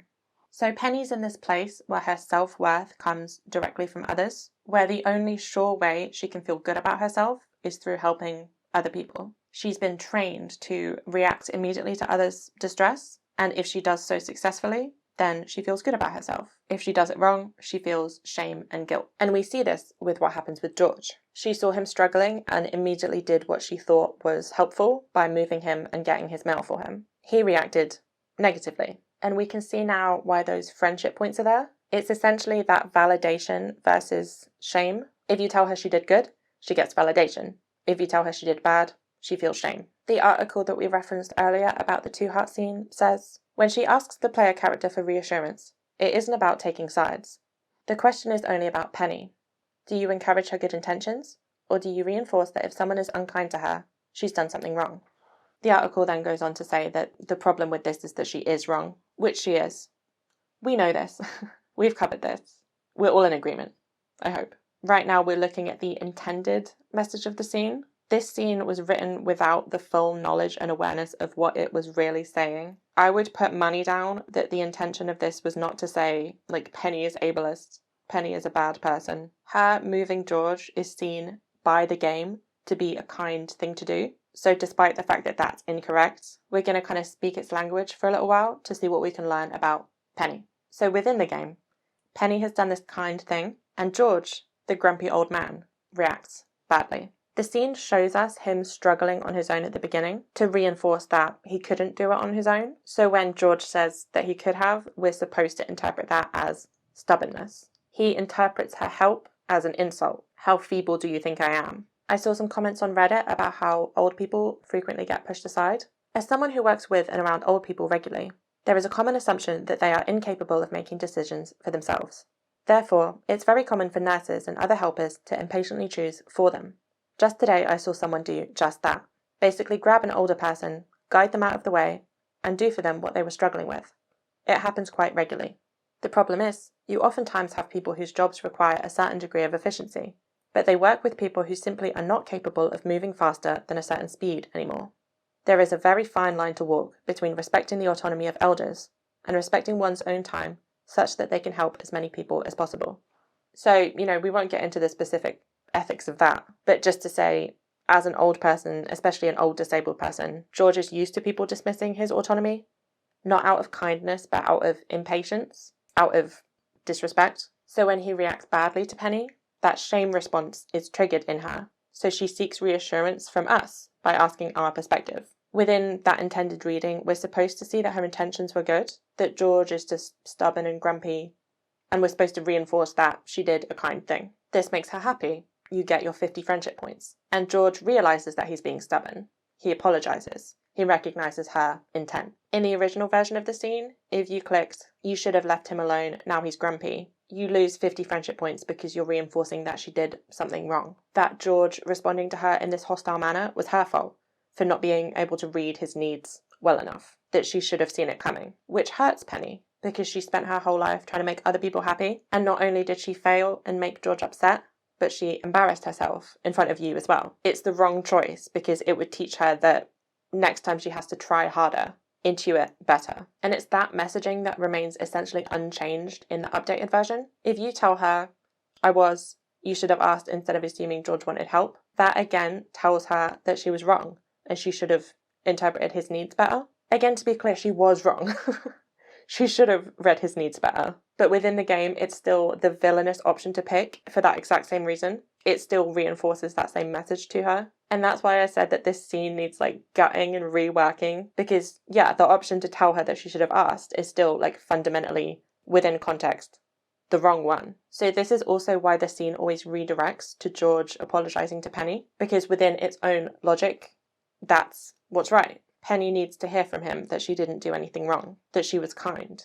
She needs that positive reinforcement. But again, it is kind of missing a certain amount of nuance. What's right isn't just George apologising. Even within the intended reading, wouldn't it be better for Penny to come away with the message that helping George wasn't her job? That you can see someone struggle with something and just let them struggle? He's reinforcing to her that what she did was a good thing, even though she's still taking on more responsibility than she needs to. But I suppose it's not George's job to reparent her. That's just the 2-heart scene. She's at the start of her arc. So when George leaves, Penny says to you, "It must be difficult to grow old," empathising with him, thinking about his lack of independence and mobility. I'd argue over-empathising to the point of being a bit pitying. And you get that choice of, I'd rather not think about it. It's just a different part of life. That's why we should respect our elders. I'd rather die young. If you say you'd rather die young, she says, that's horrible. But if you pick any of the other 3 options, she agrees with you. She says, why stress about something that you can't change? We need to live in the here and now, which are both things that go against her character. She stresses about a lot of things she can't change, like her mum. She escapes into books to avoid reality, but she's just agreeing with you, to please you. So Penny, at the start of her arc, as we see her here, wants to please everyone around her, to her own detriment, and sometimes to theirs, as we see with George. She is crushingly sensitive to rejection and hyper-aware of other people's needs. That is the intended purpose of the 2-heart scene. It's a purpose that you need to subvert in order to call her out for moving George's wheelchair, but it's a purpose nonetheless. So with Penny, we've got these 2 overarching themes: parentification and escapism, and they are connected.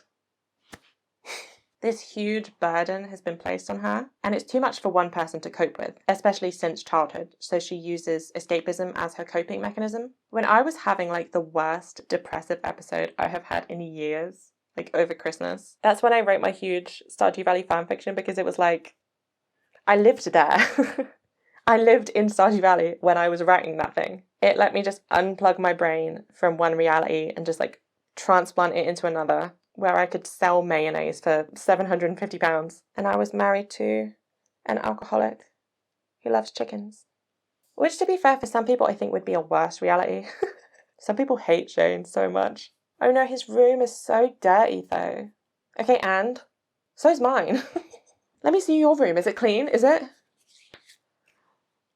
We'll get there. We'll get there. Coping mechanisms are to help you cope. Penny's been doing this for years because she's had to cope for years. And it's not like she's moved out. She's still under all the same pressures that she's always been. The parentification is still happening. She's standing up to Pam a little bit like we see in that Four Heart scene. But in the end, we see her fold.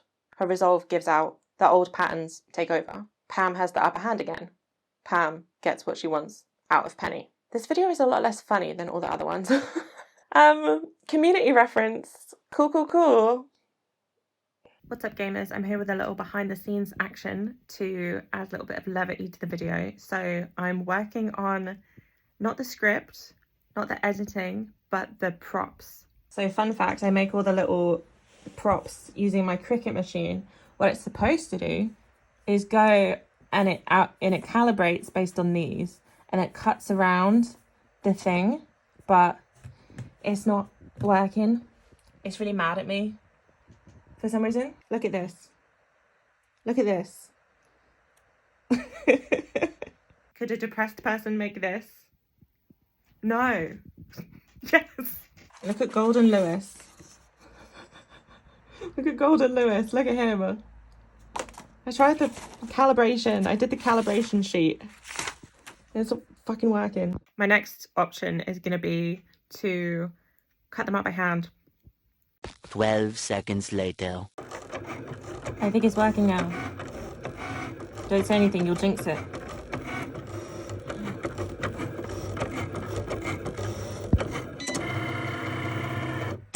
Look at it go! Whee! Okay, I got it working. A little doll. I think it was because I was using my laptop via Bluetooth instead of my PC via a cable. But we have our tiny doll. We have our statue of the bourgeoisie.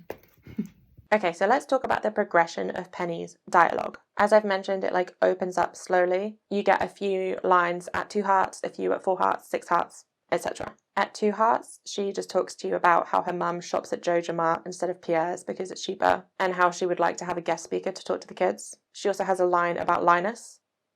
Bars! Are you friends with Linus? He lives in a tent up in the mountains. Everyone ignores him, the poor guy. He's actually really nice. Just a little odd. It must be so cold to live in a tent this time of year.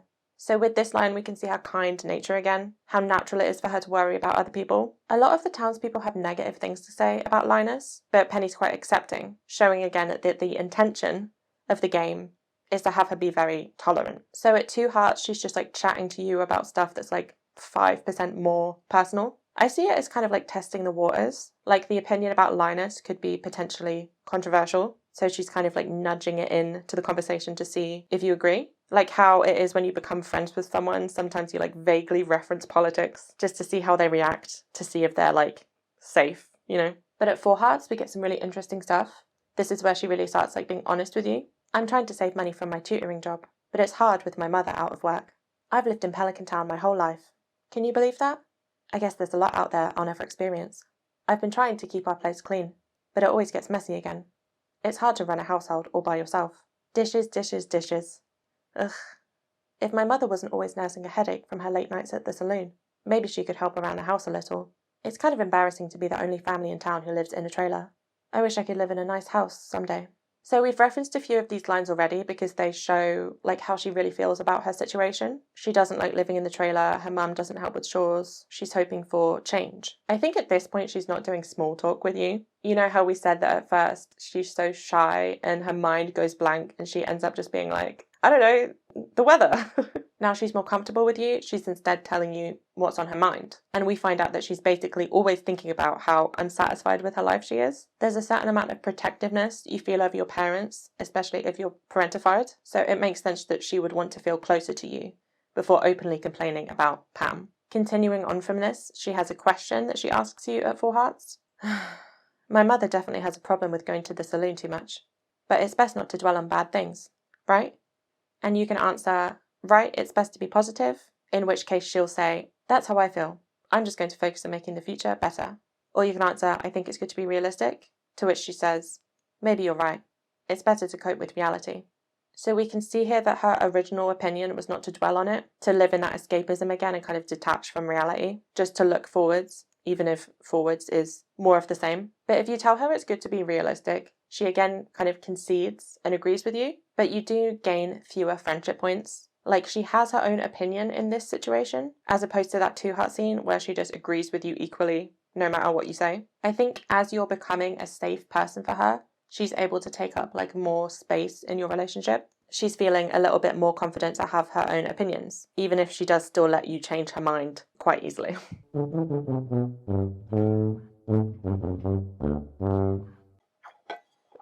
You see my Lisa sticker? Ooh, I love stickers. For the 6-heart event, you enter Penny's house and she tells you you came at a good time. She's just about finished cooking a new recipe she's invented. She just has to finish up. She fiddles with the stove and then tells you to give the dish a little taste. The player tries it and immediately turns green. Penny says, well, and you get a choice. Lie, that was delicious. Can I get the rest to go? Well, it's definitely unique. How did you get it so rubbery? I lied and told her it was delicious, and she says, thank you, it's a relief to hear that. She's been working so hard on the recipe and is really proud of it. Then she says since you're the first one to try it, she'll name the recipe after you.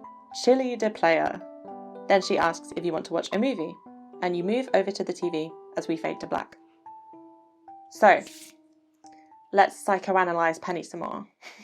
She's got this kind of like wannabe trad wife energy to her, meaning like she cleans, she looks after the kids, and now she's cooking. She's not even just cooking.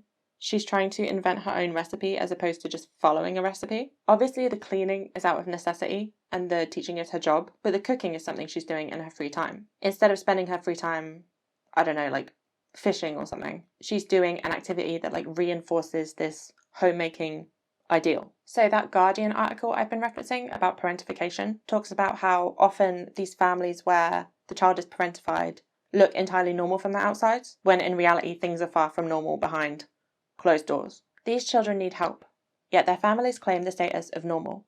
The child is perhaps the only one who imagines a different kind of normalcy. She develops a picture of normal, based on whatever she sees on TV or in the homes of others, and tries to mold her family by intervening, offering solutions, resolving conflicts. If anyone paid attention to her or took her advice, there would be no cause for so much hurt or for parentification.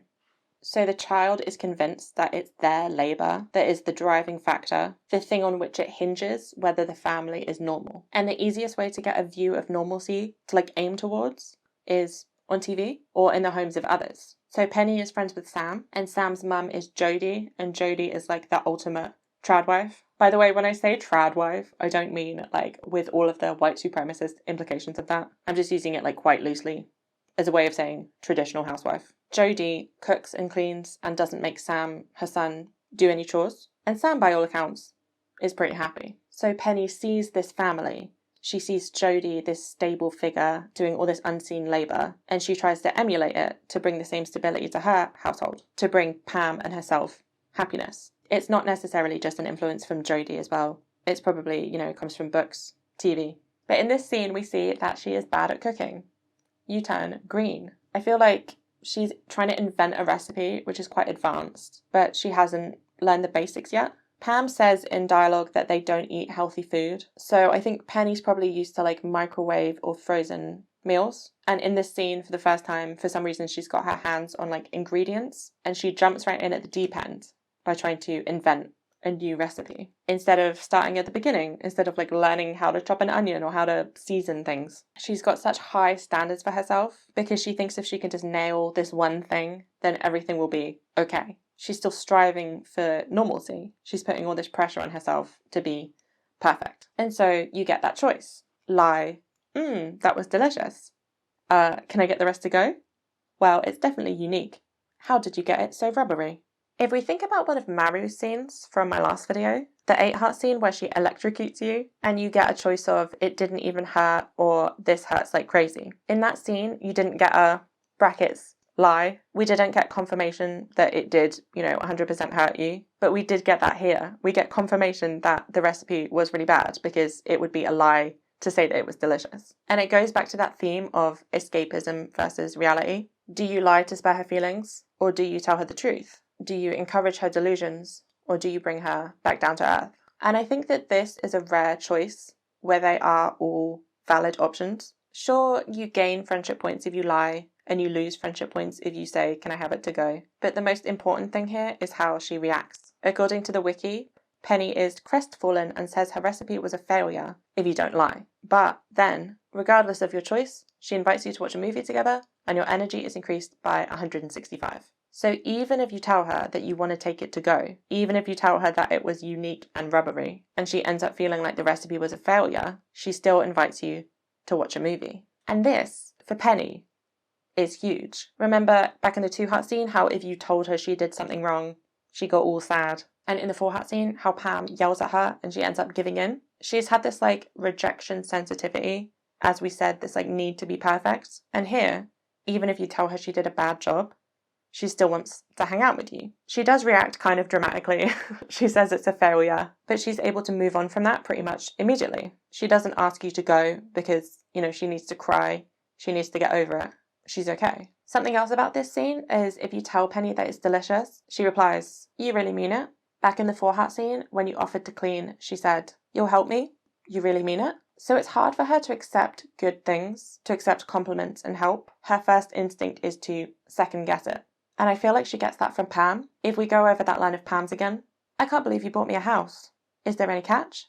Sorry, I'm not used to people being so nice. And when you give Pam a hated gift, she says, is this some kind of mean joke? Pam's husband left her. She's generally been treated quite badly. She's developed this mistrust of people, and she's passed that down to Penny. Penny, I think, isn't as extreme as Pam. She still sees good in people, as we can see with her opinion about Linus. But she's picked up that kind of vague mistrust, the idea that the world is hostile and will take advantage of you. It definitely links as well to, how Pam said in the 4-heart scene that Penny was selfish and ungrateful, even though Penny's the one who's supporting Pam. So at any point in their relationship, when Penny does something right, she obviously doesn't get credit for it. So she would be uncomfortable and inexperienced in taking compliments. And Pam never offers to help with anything. So of course Penny is doubtful when you offer help. But here, when you tell her that her recipe is bad, none of the options are ew, that was really gross, or something like that. The 2 options that you do get are trying to spare her feelings a little bit. Can I get the rest to go?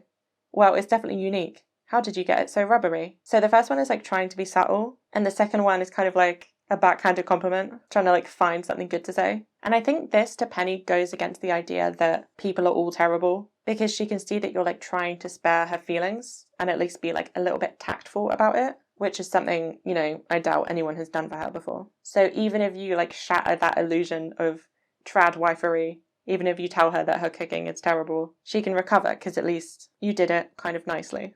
Muffin? Oh, hello, baby. Hello, little baby. If we move on now to the dialogue you get from her at 6+ hearts. I wish I could keep a garden, but our yard is such a mess. Maybe I'll live in a place where I can have a garden someday. Maybe I'll live on a farm. Mum doesn't take very good care of herself. I worry about her. When I was a little girl, my father abandoned us because he said he felt trapped. We haven't seen him since. I'm sorry to make things uncomfortable for you. It's just that this time of year makes me think of it for some reason. Anyway, how's the farming life going? So at this point in your relationship, she's really feeling you out. She has a crush on you. That much is obvious. She says about living on your farm, and that's at 6 hearts. That's before you've even started dating. So she's nursing this crush on you, and she's sharing more about her situation. I think these 3 lines of dialogue combine to paint a picture of her kind of hinting that she wants to live with you. The farm one is obvious, but she's also sharing about how she worries about her mum, how her dad abandoned them, and she follows that up by asking how the farming's going. I don't think it's deliberate. I don't think she's trying to manipulate you into letting her live with you. It's that same kind of testing the waters that we had earlier with her dialogue. Let me share with you how unhappy I am in my current situation and see how you respond. The thing about her dad abandoning them because he felt trapped is interesting. So if we go back to that Guardian article, when parentification is found in families that have suffered parental death, divorce, poverty, or even war, the children have an available narrative of struggle that helps them make sense of their challenges. They understand why more was demanded of them as children, and this is also obvious to others. So if you have some kind of excuse for why so much is being asked of you, it helps your brain to build a narrative around it, to justify it to yourself. Sure, I'm, doing literally everything for my mum, but my dad left. What else am I going to do? And she describes her dad as abandoning them. It's a likely reason as to why Penny hasn't made an attempt to move out, because it would be abandoning Pam, even if Penny herself also feels trapped. She saw what it did to her mum the first time. I think the only way out she can really see is through marriage. No one could blame Penny for moving out if she got married. It would be kind of weird if she didn't move out. And I think those cogs are kind of starting to turn in her brain here, and we see that more as we get into the 8 heart scene.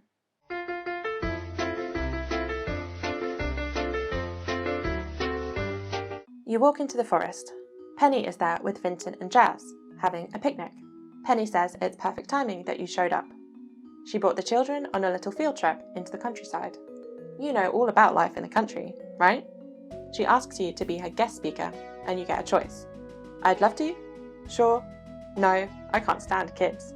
I said I'd love to, and she says great. She just has to call the children over. Her jaw kind of unhinges, and she calls them, and they come running over. Penny introduces you as a very special guest, our very own local farmer. You have first-hand experience with the country life, so know all about the valley's natural resources. She asks the kids what a natural resource is, and they both put their hand up. She calls on Jazz, who says that a natural resource is a material source of wealth that occurs in a natural state and has economic value. Penny gives her 2 star points. Then they give you their full attention. You get 2 choices here, and the second choice branches based on your first choice. So I chose that country life is all about gathering from the wild. So I got the second choice of, this valley is chock full of precious minerals, the water around here is teeming with fresh seafood, and you'll find no better lumber south of Grampleton. But if you picked that country life was all about farming, you would get different options. From the second choice, I picked the option about lumber, and Vincent puts up his hand. Penny calls on him, and Vincent asks if you're going to marry Miss Penny. Penny's annoyed, tells him that's not an appropriate question. He has to behave or she'll take away his star points for the day. Then she says that's probably enough for the day, sends the kids to go play. Penny tells you it's a lot of work to take care of them, but she doesn't mind. She enjoys seeing them learn and wants to help them grow up to be good people. Then she asks if you'd ever want to be a parent, and we get a choice. I haven't really thought about it. Absolutely, I want a big family. I guess so, it's a natural urge. No, I don't think I'd be good at it. No, the world's crowded enough already. No, I don't want to be tied down with a family. I said I hadn't really thought about it, and she blushes, then says, that makes sense, you're busy. Then we pan away towards the kids and fade to black.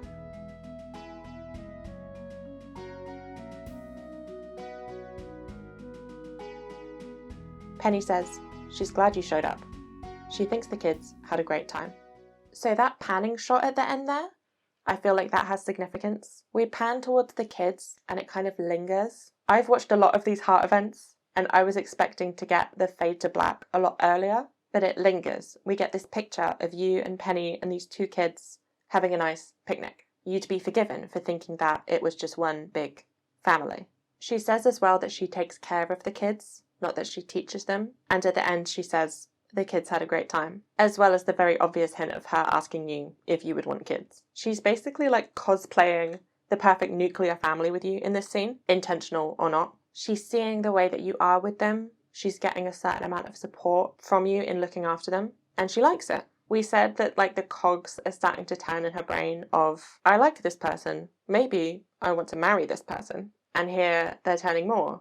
She's thinking about kids and a life. She says that it's a lot of work to take care of the kids, but she doesn't mind. And this is in contrast to all of the work she does that she does mind. She's had a certain sense of responsibility over all the work she does at home. And I think now at this point, she's kind of taking stock of everything it is that she does, all of her responsibilities, separating out the bits that she wants to keep from the bits that she doesn't. She's happy to look after the kids because she enjoys seeing them learn, but she wants to end this toxic relationship with her mother. A line she tells you at 8+ hearts is, I'm eager to move out.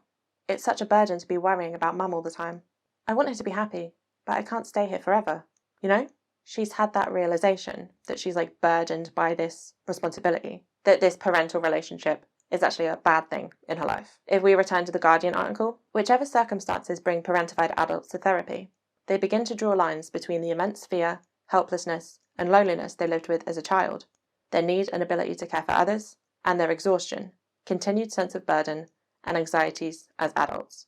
This emotional exhaustion is a bit perverse. It is part of their identity as the perfect caregiver, and has the power to keep them clinging to unhealthy patterns. Perverse means like a desire to behave in an unreasonable way. So it's like you don't want to let go of it at first. This caregiving, even if it's bad for you, because it's become part of your identity. To undo parentification, you need to understand what happened, how it's affecting you, and allow yourself to experience the validity of your narrative. When done with kindness and support, this amounts to reparenting yourself. This can help rebalance equations of give and take in important relationships.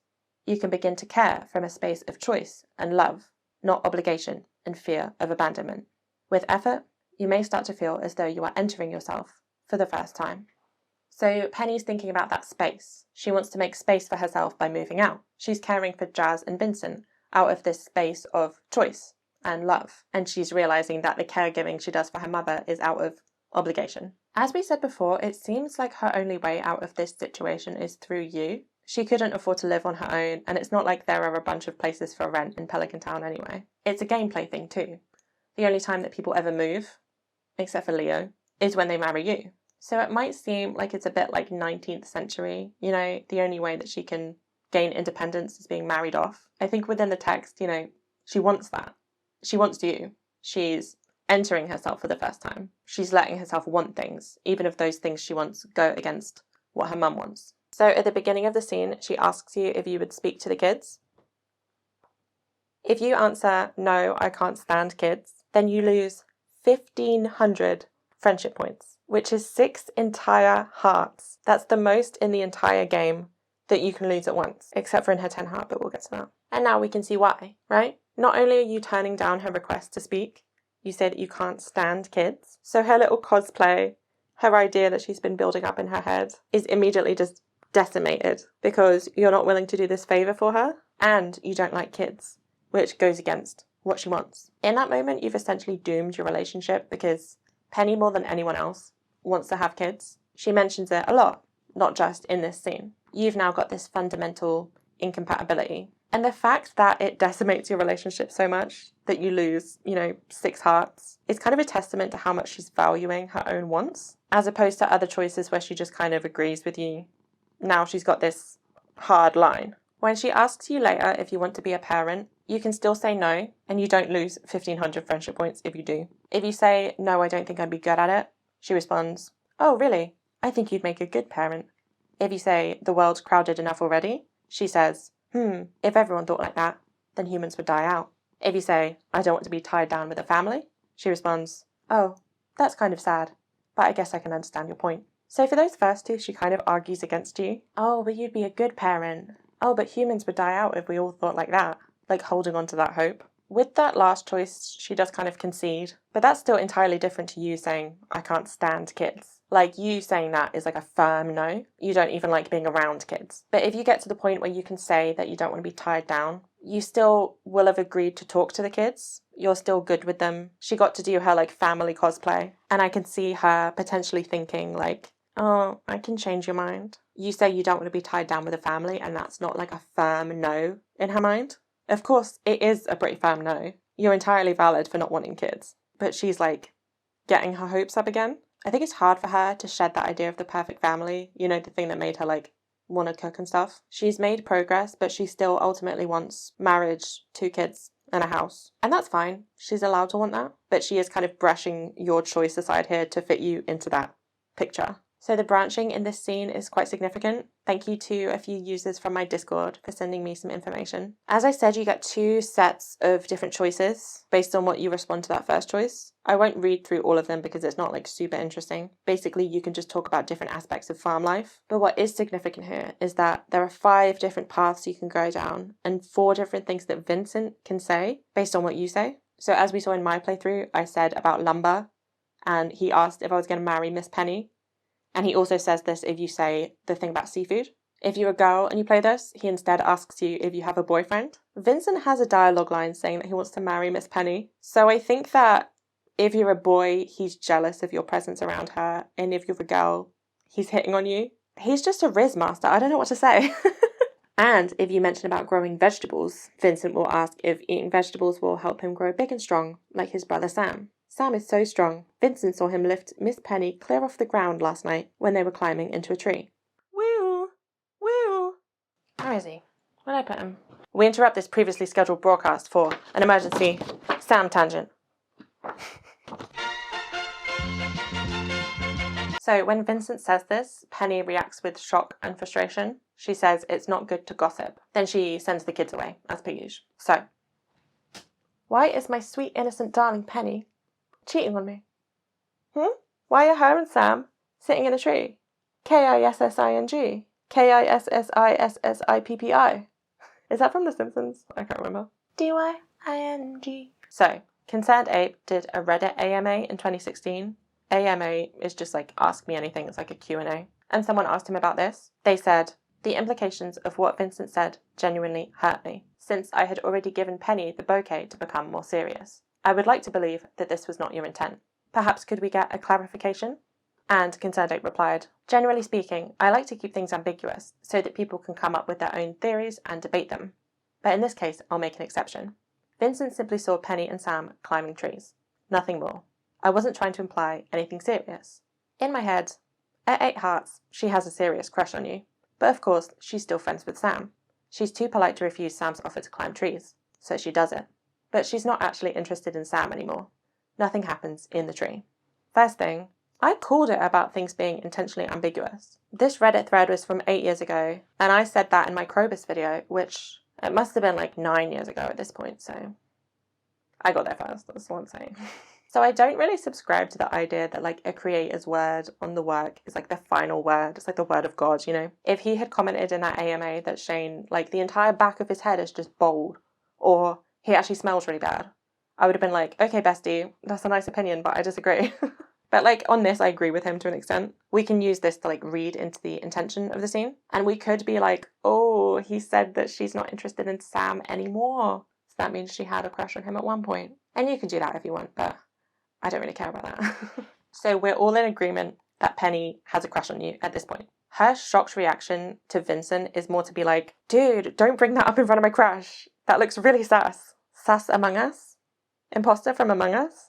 Among Us? The imposter from Among Us? I'm just vocal stemming, if I'm being honest, with the references. It's just fun. I don't really agree with the comment where it says that Penny is too polite to refuse Sam's offer. I think at this point in her development, she's breaking out of that like people-pleasing role. So if she didn't want to do it, she just wouldn't. I think she just wanted to climb a tree with her friend. We see her like sitting on the railing of the bridge over the river. So she's got like some kind of like adventurousness to her. She's not worried about falling backwards into the river. So I can see her climbing a tree and enjoying it. I think it's nice that she climbs a tree with Sam. I encourage my wife to have friends that are men. I'm not, insecure about our relationship. Also, Vincent says that Sam lifted her clear off the ground. Okay, that's kind of hot. He's so strong. We'll come back to that next video, Sam video. Fine and Sam, lift me up. Stop! Well, I wasn't talking about you. Get out of here. So I think I've covered everything about this scene. As you can probably tell, there is the potential to talk about this for like literally hours, which I have been doing to be fair, but I think we've got our main points covered. We can see that in the process of her going from 2 to 8 hearts with you, she's learned to deal with rejection. She's realised that she's in this unhealthy relationship with her mother, that she's under this burden, and she's taking steps to try and get out of there. She starts standing up for herself. She doesn't just people please. We can also see that she's letting go of that escapism a little bit. She's more present in reality now because reality is getting a bit better for her, because she's excited about your friendship and her crush on you. If we leave her at 8 hearts though, if you don't give her the bouquet, it's so sad. She's still in this situation at home, but now she has this crush that gave her hope that is ultimately like unrequited. And she's doomed to just feel that way forever. She might have to like watch you get married to a different character. But as long as you're at 8 hearts with her, she still has those same feelings for you. She has that hope, but it's false hope. We do know that her confidence has grown, but on the surface, all you really see is her affection for you grow and her hopes get pinned on you. A lot of people say that they marry Penny because they feel bad for her, and I don't blame them. She pretty much says to you, you're my only way out of this situation.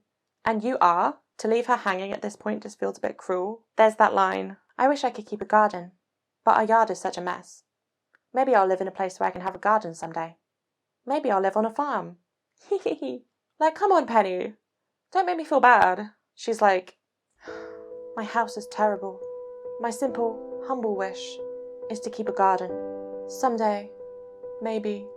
Oh, but wouldn't it be delightful to live on a farm? No, that's too much to ask. For me, humble Penny. But maybe. I can dream. Like, come on, of course you're going to marry her out of pity. She's got the saddest life ever. I wish she could move out at like 8 Hearts or something. That would be such a good heart event. Maybe 8 Hearts Part 2 or something. Maybe she could live in that extra basement room that Maru has. Just 2 friends. Just being friends and roommates and nothing more. You don't have to go down there, Demetrius, no. Just 2 girls hanging out. I'll say more about my thoughts about her storyline and how it makes me feel when we get to the end, but for now we're just going to roll on through. We'll get to dating her. So Penny has 2 pieces of dating dialogue. The first one is, Player, I was just thinking about the future. Where do you picture yourself in 10 years? I have a few ideas for myself. So obviously this is like a wink wink nudge nudge of like, hey, be in my life in 10 years, please. But it's significant how she says that she has a few ideas for herself. If we go back to what we were saying about how this is the first time she's been able to think about her own wants and needs. Previously when she thought about the future, it was probably just more of the same. Living in the trailer with Pam and being like her caregiver. But now she has that freedom and space to dream. And she's doing that. And she's thinking about you. So the second piece of dialogue is, Player? A farm seems like a good place for children. Don't you think? It was just a thought I had. And this is like cards on the table. She wants to have kids with you on your farm. See, she's obsessed with kids. She needs to read about all the weird stuff that happens to your body during pregnancy. That'll like calm her down a little bit, I think. Her idea for her future with you is inextricably linked from having kids, which again reinforces that like she knows what she wants and she's not willing to compromise. So when you're at 10 Hearts with Penny, she sends you a note in the mail asking you to meet her at the bathhouse after dark. The bathhouse here is just referring to the spa. It has this like swimming pool, steam room kind of area. So if you meet her there, she's right at the back of the pool, round the corner. She says she was worried you didn't get her note. Looks like you're alone. The water feels so good after the cold night. She swims closer, asks, do you know why I asked you here tonight? And you get a choice. You have something to tell me? I'm not exactly sure. You wanted to see me in my bathing suit. I said I wasn't sure, and she says she was sure you would have noticed by now. How does she say this? She swims closer again and says she's been meaning to tell you for a while about how she feels. She can't stop thinking about you. She's never felt this way about anyone. You get a choice. I feel the same way about you. Sorry, but I don't like you in that way. I said I felt the same way, and she said she thought you did, but she wasn't sure. She'll always remember this night. Then you kiss, and we fade to black. Steamy. That's definitely on purpose, right?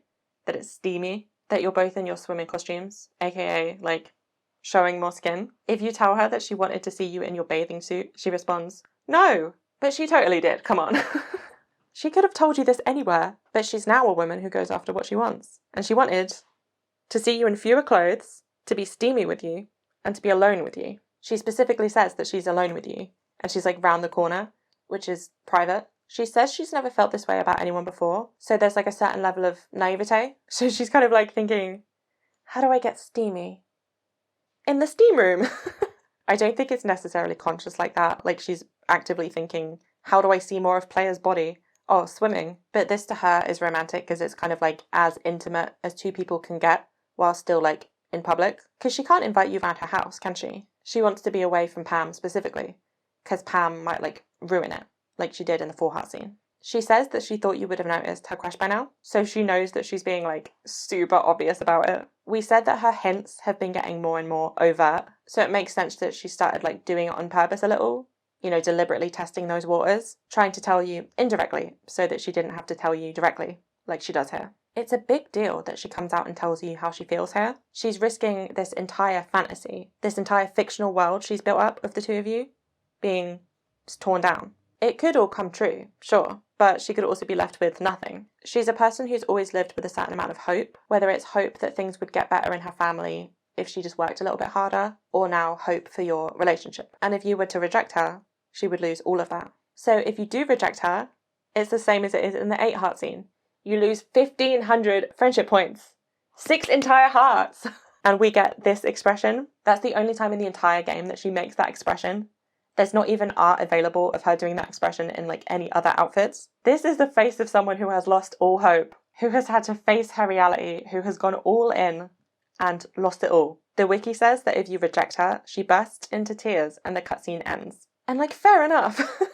It's an intense reaction, sure, but based on everything we know about her, it makes sense. But I'm proud of her for putting herself out there. It can be a nice feeling to have a crush, to live in that state of like anticipation, of possibility, the will they, won't they. It's like when you think of an idea of something to write, but you can't quite get it down on the page because you don't really want to, because then it could go wrong. It's so much nicer to just let it live inside your head and have that potential. But Penny makes the decision to try, to gamble on getting everything she wants or losing it all. She spent years of living in this limbo state of stunting her own life for the sake of her mum, not making any progress or big changes. So this for her is really brave. I think this is the end of her platonic arc, honestly, not the 8 heart scene. If you get to 8 hearts with her, the ethical thing, honestly, is to then get to 10 hearts and reject her. Sure, it hurts her, but it's better that she knows so that she can go and find a new dream. Go check your save file.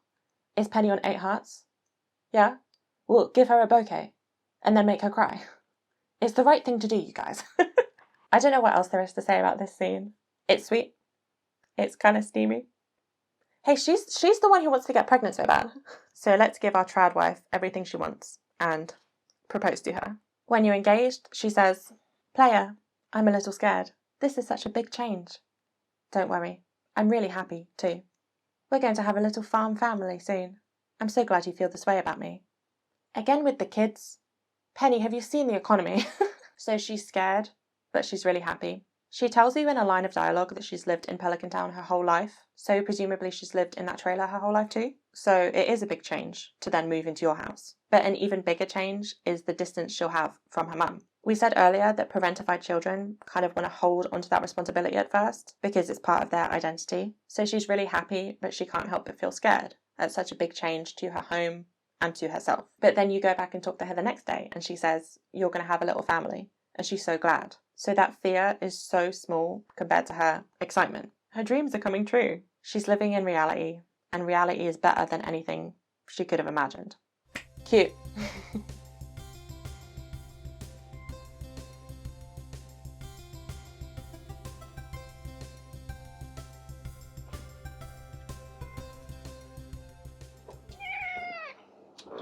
Meow. Meow. So when you marry Penny, she has a room in your house, and it's basically like wall-to-wall books. When she's in there, she says, "I always wanted my very own library. This is so charming. I like to do a little reading first thing in the morning. It gets my brain into gear." The idea of her having her own library gives me such like Belle vibes. I love it. I am her beast. Rawr. Her outdoors area is just these little plant pots that we had for Abigail and Harvey as well. If you talk to her while she's out there, she says, "This is a lot more peaceful than my old spot in town. I'm very happy here." "Oh, you're very happy? Oh, I never would have guessed from literally all of your dialogue." So in the Harvey video, I said that Harvey is like ecstatic to be living with you. Penny is a close second, I would say. There are actually some repeated lines from Harvey's dialogue. "Player, I still can't believe we're married. I knew you were the one from the moment you moved here." But she also has some original ones, of course. "I only ever dreamed of living in such a beautiful place. And now it's come true. I was so miserable back home. I'm really happy on our little farm, player." This is completely unrelated, but that line makes me think of that line from Alex that's like, "Look at us and our little farm. Hey, it might be the light, but you look beautiful." That was the first video that I made, and I still like just think about that line sometimes. That gay little jock has really wormed his way into my heart.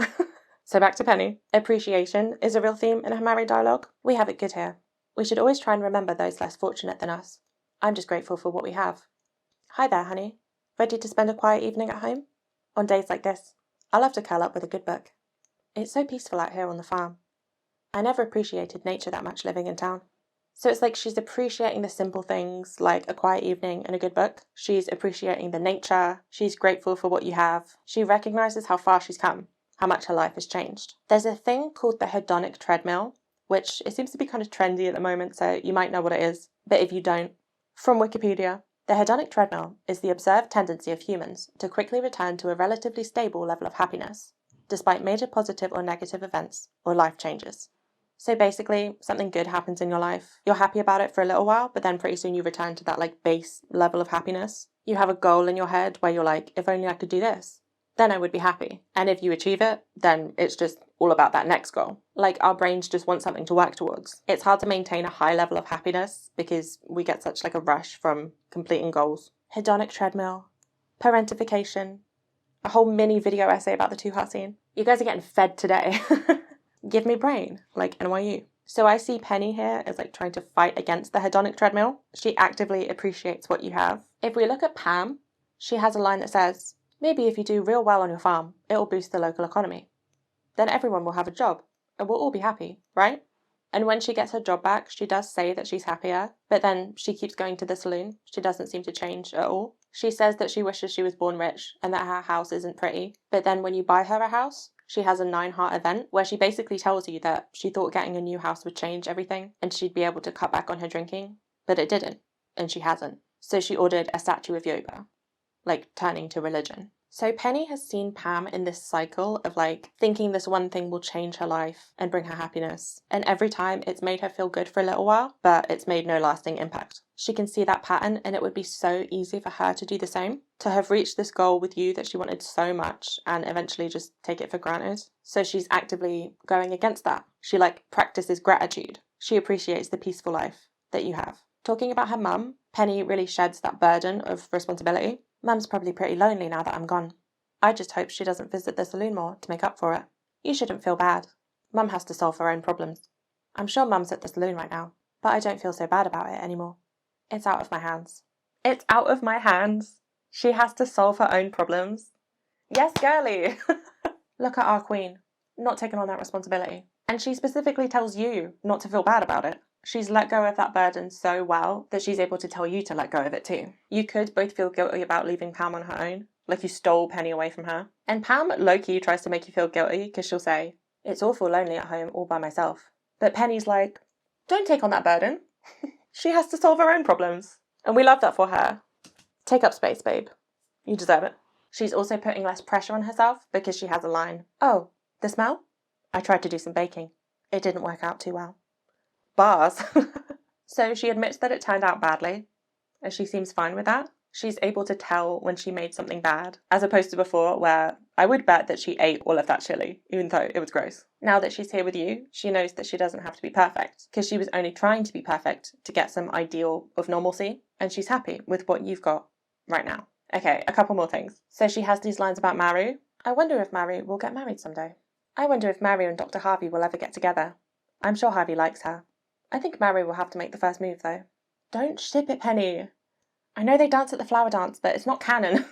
I don't think Harvey fancies Maru, as I went through in his video. I think this is just Penny being kind of marriage pilled. For her, marriage was like this amazing gift and it changed her life. And now she's happier than she's ever been. And Penny is smart. She recognises what we said about Maru, that she also wants to move out and be independent. And in Harvey's video, we said that this guy wants to be married more than anything. I still maintain that he is the happiest spouse. So she's like pairing them together in her mind as a way to solve both of their problems in the same way that it solved hers. But come on, Penny. The age difference. The power imbalance. Look at Maru's 4-heart scene. There is no chemistry there. It's like he's her uncle. So let's talk about if you have kids with Penny. When you have one kid, she has a line. Have you had any time to play with a child today? Maybe a second child will make things better. So she has one kid and she's like, I like it. Another. If we think about that 8-heart scene with Jazz and Vincent, it's always been obvious that she wants 2 kids. Maybe because that's like, you know, the classic nuclear family like model. Or maybe it's because she grew up without a sibling. Maybe she's always wanted one, so she wants her kids to have one. I can't imagine growing up as an only child. I mean, you guys saw my sister earlier. We have the same voice. We have the same 80% of our personality. It's so valuable to have someone else who like had the exact same childhood as you and who gets all your references. That's very off topic. Concentrate. So Penny talks a lot about how the kids are going to have a great childhood living here, how she would have loved to grow up on a farm. It's definitely that thing of like having kids in order to redo your own childhood, living vicariously through them as you give them everything you never had. And that's not like a bad thing. I'm not an expert. I think there are probably mixed opinions on that. But I think, you know, even if that's part of why you have a kid, at least you're going to give that kid the best childhood you possibly can. But Penny also has a line, "I've had this dream that child grew wings and flew into the night sky. What does it mean?"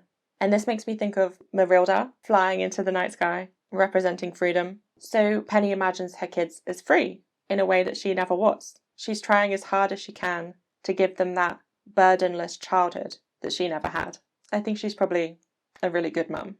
So there's another married line that she has that I love, and I just want to share it because I love it. "Good evening, honey. Did you accomplish everything you wanted to today? If not, that's okay. We've got all the time in the world." And I love that because not only is it true about life in general, Billy Joel, Vienna vibes. Slow down, you're doing fine. You can't be everything you want to be before your time, you know? But it's just so nice to hear Penny say that. We've got all the time in the world. Before, she had this fear that if she did something wrong, Pam would like abandon her, right? Her dad abandoned them. She's got abandonment issues. But you have all the time in the world. She's not worried you're just going to wake up one day and like snatch it all away from her, which is so valuable. It shows that she feels so safe and she trusts you. She knows that you don't have to rush. She's living life at her own pace. You have all the time in the world. Love it. One last thing on her married dialogue. Sorry, this section is getting so long. So when you have high hearts with Penny, notably like Harvey, she doesn't have any like neutral or low hearts dialogue. Penny gives you a little compliment and it changes if you're a boy or a girl. So if you're a boy, it says, "Wow, you look really handsome today. Did you shave?" And if you're a girl, it says, "Wow, you look beautiful today. Did you do something different with your hair?" And I think it's just funny to think about like a man sitting there being like, "But how do women compliment men?" I know. Did you shave? Like, she would be able to tell if you shaved. And that's not like a compliment. Why doesn't she just say the same line about, "Did you do something with your hair?" I don't know. It's just weird. Okay. Let's do 14 hearts. If you enter your house between 3 and 7 p.m. while Penny's home, you find her doing the dishes. She says, "Welcome home," and asks you how your day was, and you get a choice. It was fine, not good. It was fantastic. I said it was fine, and she says, "Business as usual, huh?" Well, she's got a zesty new recipe in the oven, so maybe things will get a little bit more exciting. She says she's happy you're home, and you either kiss or hug, it's not super clear. She blushes and says you smell like the outdoors. It's nice. She moves closer to you and puts her hand on your chest, says she really appreciates the hard work you do for the family, so it's important to her that when you come home, everything is cozy and in order. She was thinking she'd like to redecorate the bedroom with some of her own handmade decor. But first, she asks you, what style do you prefer? Forest and Moon Peaceful Blue? Strawberry Home? Pirate theme? I don't want any changes. I said Strawberry Home, and she replies that something warm and inviting works for her. Just give her a few days. Then she jumps and says the popovers are ready, which we can assume is her zesty new recipe. She gets them out of the oven, and the player eats one and rubs their stomach, so we can assume it's not gross like last time. Then we fade to black.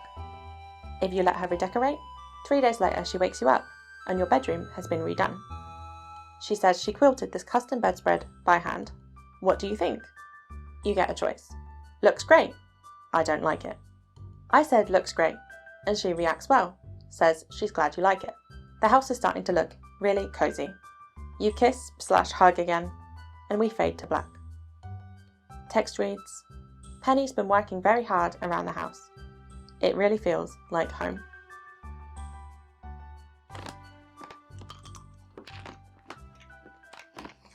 Okay, there's no way she made a quilt in 3 days. I know how long quilts take, because I specifically have not made one, because they take too long, and I would get bored. But I guess the trees in this game grow in like a week, so who's to say? Here is the strawberry room. I do like it. It's very strawberry core. Mary would love it. I think in this playthrough I immediately redecorated a little bit though, because it is too much strawberry. I like a little bit of contrasting colour in my decor. And this is what the Forest and Moon room looks like. And this is the pirate room. Now, we get a nice little slice of life here. You come home, Penny's trad wifing it up. She's doing the dishes. She's got something in the oven. Right, so she says that the thing that's in the oven is called popovers. And I had to Google that. And it turns out that that's the American term for Yorkshire puddings. Fucking popovers. What the fuck? Popovers? It is a different thing, to be fair. Popovers can be sweet as well as savoury. It seems like a weird alternative for scones, because you can have them with like butter and jam. And apparently they've been around since like 1850. But still, what the fuck, guys? Popovers. That's such a strange name. What are those other things that Americans have? Pot stickers. They're nice, to be fair. So weird. Defend popovers in the comments, I guess, Americans. You freaks. Pop off, I guess. So it's a slice of life. She's doing the dishes with like something in the oven. She welcomes you home. She asks about your day. If you say your day was fantastic, she says she's glad you enjoy your work. If you say it's fine, she talks about her zesty recipe, as we saw. If you say it wasn't good, she says she hopes she can make it better. I would say that these are all supportive things to say. She's not parenting you, basically. She doesn't feel responsible for your happiness, but she's caring for you out of that safe space, out of choice, because she wants to. Then we get some more of her appreciation for life.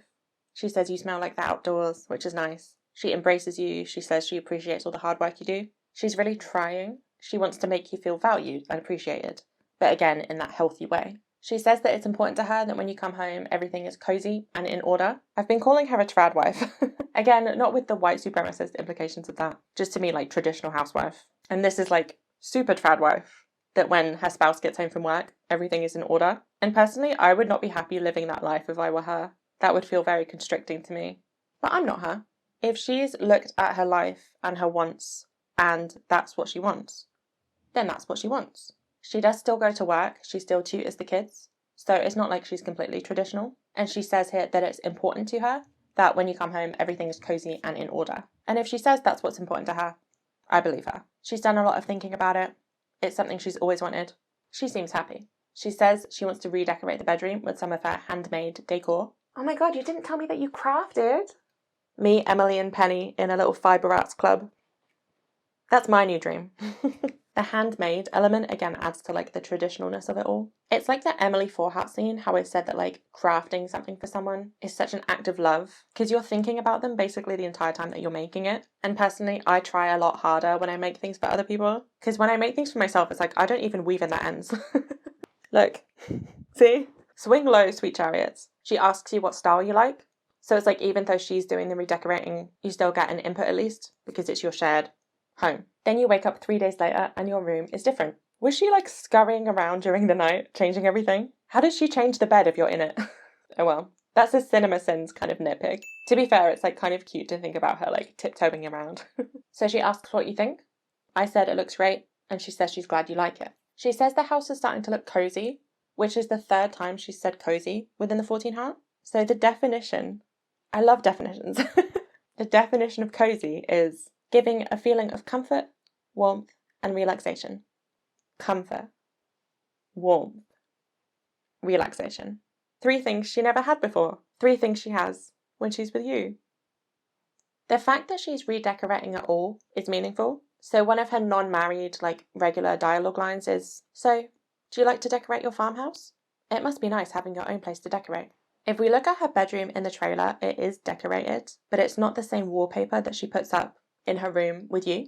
Now, I went down a little rabbit hole here. I remembered that Alex has that same, like, fuck-ass wallpaper in his spouse room as he does in his bedroom. And I thought, I wonder if anyone else does that. So I went back through all of my videos, comparing their regular rooms with their married rooms. And out of everyone I've covered, here are all of the spouses who keep the same wallpaper. Alex, Abigail, Emily, Hayley, Krobus, and Mary. So the ones who changed their wallpaper are Elliot, Harvey, and Leah. Elliot makes sense because he didn't have wallpaper in his cabin. It was just like the wall of a cabin. Harvey, maybe he changed it because he's like reinventing himself. I don't know. Leah, I can see her changing the wallpaper just because she wants to, because she likes decorating. But we can see from this that keeping the wallpaper the same is kind of like the norm. So Penny changes hers, and I feel like it's because her mum chose the wallpaper that's in the trailer. It's all kind of pinky purple, even the carpet, and that's the same kind of colour that Pam wears. She must really like it. Even her eyeshadow. I think what happened with this room is that it was Pam's, and when Penny was born, they shared it until Penny was like a teenager, and at that point Pam gave it up because she wanted to like let Penny have her privacy or something. So living with you is the first time Penny's ever been able to decorate a space, and she makes the most of that here. She really settles in, she puts down roots, she lets herself take up space in a way that she couldn't before. She puts her needs first while still like running it by you because she wants to redecorate. There's no need, there's no responsibility. It's pure want. It's enjoyment. It's to make her feel at home. Comfort, warmth, relaxation. I don't know what else there is to say here. She's better at cooking, so that's nice. Probably because she's had time to practice, because she doesn't have to do so much stuff all the time. And she's putting less pressure on herself, so she's gone back and learned how to like chop an onion. Yeah, I think it's a good scene. I think it captures your married life pretty well. She seems genuinely really happy with you. She seems like she has everything she ever wanted. So I'm going to kind of move into closing thoughts, I guess. Penny was probably my like least known about spouse going into this video, because I was one of the many people who have been turned off by her 2-heart scene. Kind of like how Elliot's 4-heart scene made me like write him off. I wrote her off. And now I can see the appeal. Like, she has a good arc. I like the parentification thing. I think it's done well, and I think it's done very authentically. And I like that the game deals with these tough issues of alcoholism and this like arguably abusive household and the psychological ramifications of that. Like, that's impressive that I can like psychoanalyze these characters and it holds up. It kind of lines up perfectly, you know? It's good. It's well done. Obviously, except for the 2-heart scene, but we all know how I feel about that. I think this is just another case of like, it's not for me. I think she's sweet. She's cute.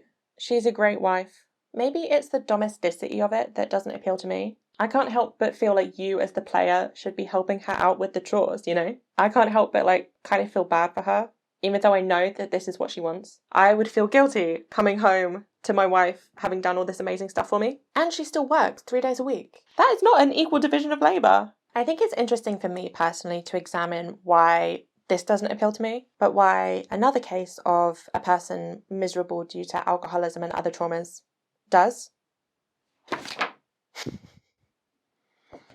I'll put him up just for a second. Just for a second, guys. Holy shit! I think it's less about the arc and more about the personality and the ultimate like perfection of it. Penny herself is quite clean. She has her flaws, but you kind of have to handhold her. If you tell her she did something wrong with George, you lose points. Same as if you tell her her food is bad. Same as if you don't want or like kids. You have to let her redecorate or it's like bad for her arc. It does lead to kind of like a pitying mentality for me personally, in that I like feel bad for her. I'm lying about her food being good because I feel bad. And that's not to say that there's anything wrong with that. She's sensitive because of her trauma, you know? That's why you have to be quite careful with her. But just personally for me, that's not very close to like romantic feelings, in a game at least. With Shane, someone commented on one of my videos that like I started smiling as soon as I knew that I was going to start talking about Shane, and now I'm like, I'm doing that, right? Doing that. With Shane, you actually don't get a bunch of choices, but the ones that you do get are like, don't kill yourself. Don't kill yourself. Oh, you're so sexy. Aha. He doesn't need you or care about you in the 2-heart event or the 4-heart event. In the 6-heart event, he does. And it's like, that was scripted. I've typed A and 16 H's because I didn't know how else to say how it makes me feel. But Penny kind of needs you in a similar way to how Harvey needs you, and it makes me feel too overpowered. But there are a lot of characters, so naturally I'm not going to want to jump in front of a train for all of them. We all have our favourites. Alex is growing on me, for real. But I feel like I would talk to him once in real life, and my fight or flight would kick in, and I would just never talk to him again. Because he is like really conventionally attractive, right? And I would just assume that he was just going to make fun of me. And he does, so I don't know, it's not going to happen. But that's what fanfiction is for, right? Anyway, if Penny's your fave, I understand that. Same as with Harvey, I think it just comes down to what you're looking for. Goodbye, my lover. I'm just going to put him down here so I can look at him. So Penny's summit dialogue is, we have a beautiful home and a thriving family. It's all I've ever dreamed of, and more. So her words here are very interesting. A beautiful home obviously contrasts with the trailer, which she never seems to have been fond of. And she says a thriving family. I'm going to get the definition of thriving, okay? Prosperous and growing. flourishing. And I could just Google the definition of those words, but you get the point. I just had to change the camera battery and I like knocked into the tripod, so if I'm in a different place, that's why. So yeah, your family is thriving. In the same way that the beautiful home contrasts the trailer, the thriving family contrasts her previous family. That definition of thriving wasn't very helpful. To me, thriving would mean like living your best life, good things on the horizon, you're happy with how things are and you've got things to look forward to. And that's such a difference to how she used to feel. She tells you when you're married that she was miserable back home, so she wasn't happy in her present. She didn't have anything to look forward to. All she had was dreams, was that escapism. And she tells you that your life is all she's ever dreamed of and more. It must be such a nice feeling to have spent all those years so miserable and all you have is this like hope and this escapism, and that's like the only thing that keeps you going. And now she looks around and she's got all of that. And she says, and more. I mean, part of that and more must be that it's real because, you know, everything she ever dreamed of was just in her mind. But the and more, I think, as well, signifies how you're not just that, like, perfect cookie cutter kind of family. I mean, you low-key kind of are. You've got your 2 kids. You've got this, like, farm. You could be gay married, to be fair, but, you know, I think it's, like, real life, real relationships. They have texture to them. They have their rough patches. They have their ups and downs. But it's so much more fulfilling than any kind of fantasy that you could have. Ultimately, you don't really want perfection, because perfection is boring. She's got everything she ever wanted, and more. And the more is everything that you bring to the table. Everything she gets from you being the one that's in that fantasy with her. Anyway, that's cool, I guess. I'm really happy for you that you have this perfect life. It's all you've ever dreamed of. But like, what would happen hypothetically if I just went like this? Ready, guys? If I just... Goodbye, my friend. Shatter your dreams. Her divorce dialogue is, please, leave me alone. Meow. Come here, buddy. Meow. I know it is sad. Poor Penny. So she says, please leave her alone, which again is like a certain amount of politeness and people pleasing that's obviously come back. She has to move back in with Pam if you get divorced. So she says, leave her alone, but she's not really alone. She's like back in that toxic relationship again. She's obviously a person who takes things very hard, as we learned from, you know, losing 1,500 friendship points. So I think that she needs to just completely be separate from you in order to heal. And like seeing you reminds her of everything she had and everything that she lost. Oh, poor Penny. Poor Penny. I would never divorce you. Well, I would never marry you, because that would be really weird. Oh, I love you, baby. What do you think about Penny?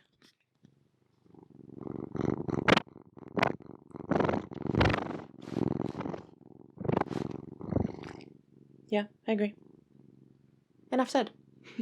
Okay, we have reached the end of the deepest dive into Penny from Stardew Valley. Thank you so much for watching. Please subscribe to my channel. Next video, we will be doing Sam. I would show you his picture, but I can't reach it, and I've got a cat on me. I'm sure I'm gonna get really nervous about putting this video out, like, as I'm putting it out, so I really hope that, you know, I handled everything okay. It's a very complicated subject. It is, like, the most controversial thing in Stardew Valley, I would say. Ooh, I can show you Sam now. Here he is. Can you see him? He stepped on George. At least Penny didn't do that. Yeah, I would argue this is like the most controversial thing about Stardew Valley, and that was my take on it. I tried really hard to like represent, you know, all different sides of the issue. I can't believe that was 24,000 words, that's insane. It's pathological. Anyway, if you didn't see at the end of the last video, I have a Discord now. As of time of recording, we have 301 members, which is crazy. There's so many. It's a good time. I just made a channel called Pet Pics where we send pictures of our pets. So please join, send me a picture of your pet. If you want to like suggest an idea for a video, you can do that there as well. Yeah, it's really cool. I can't believe so many people have joined. I literally thought maybe 3 people would, and it would be really embarrassing for me. I found out through someone's post on there that in the Stardew Valley cookbook, there's like little bits of dialogue from the characters. So obviously I bought it because there's shade content in there. So when I do the big supercut of all the videos, I'll probably go through and be like, and here's what Alex says about cooked breakfast, you know? Probably something dumb. I love him. I hope so much that the video and audio is okay. I'm not doing this again. This took me like 7 hours. Anyway, love you lots. Hope that you have a good day, and I'll see you in the next video. Bye. That was weird.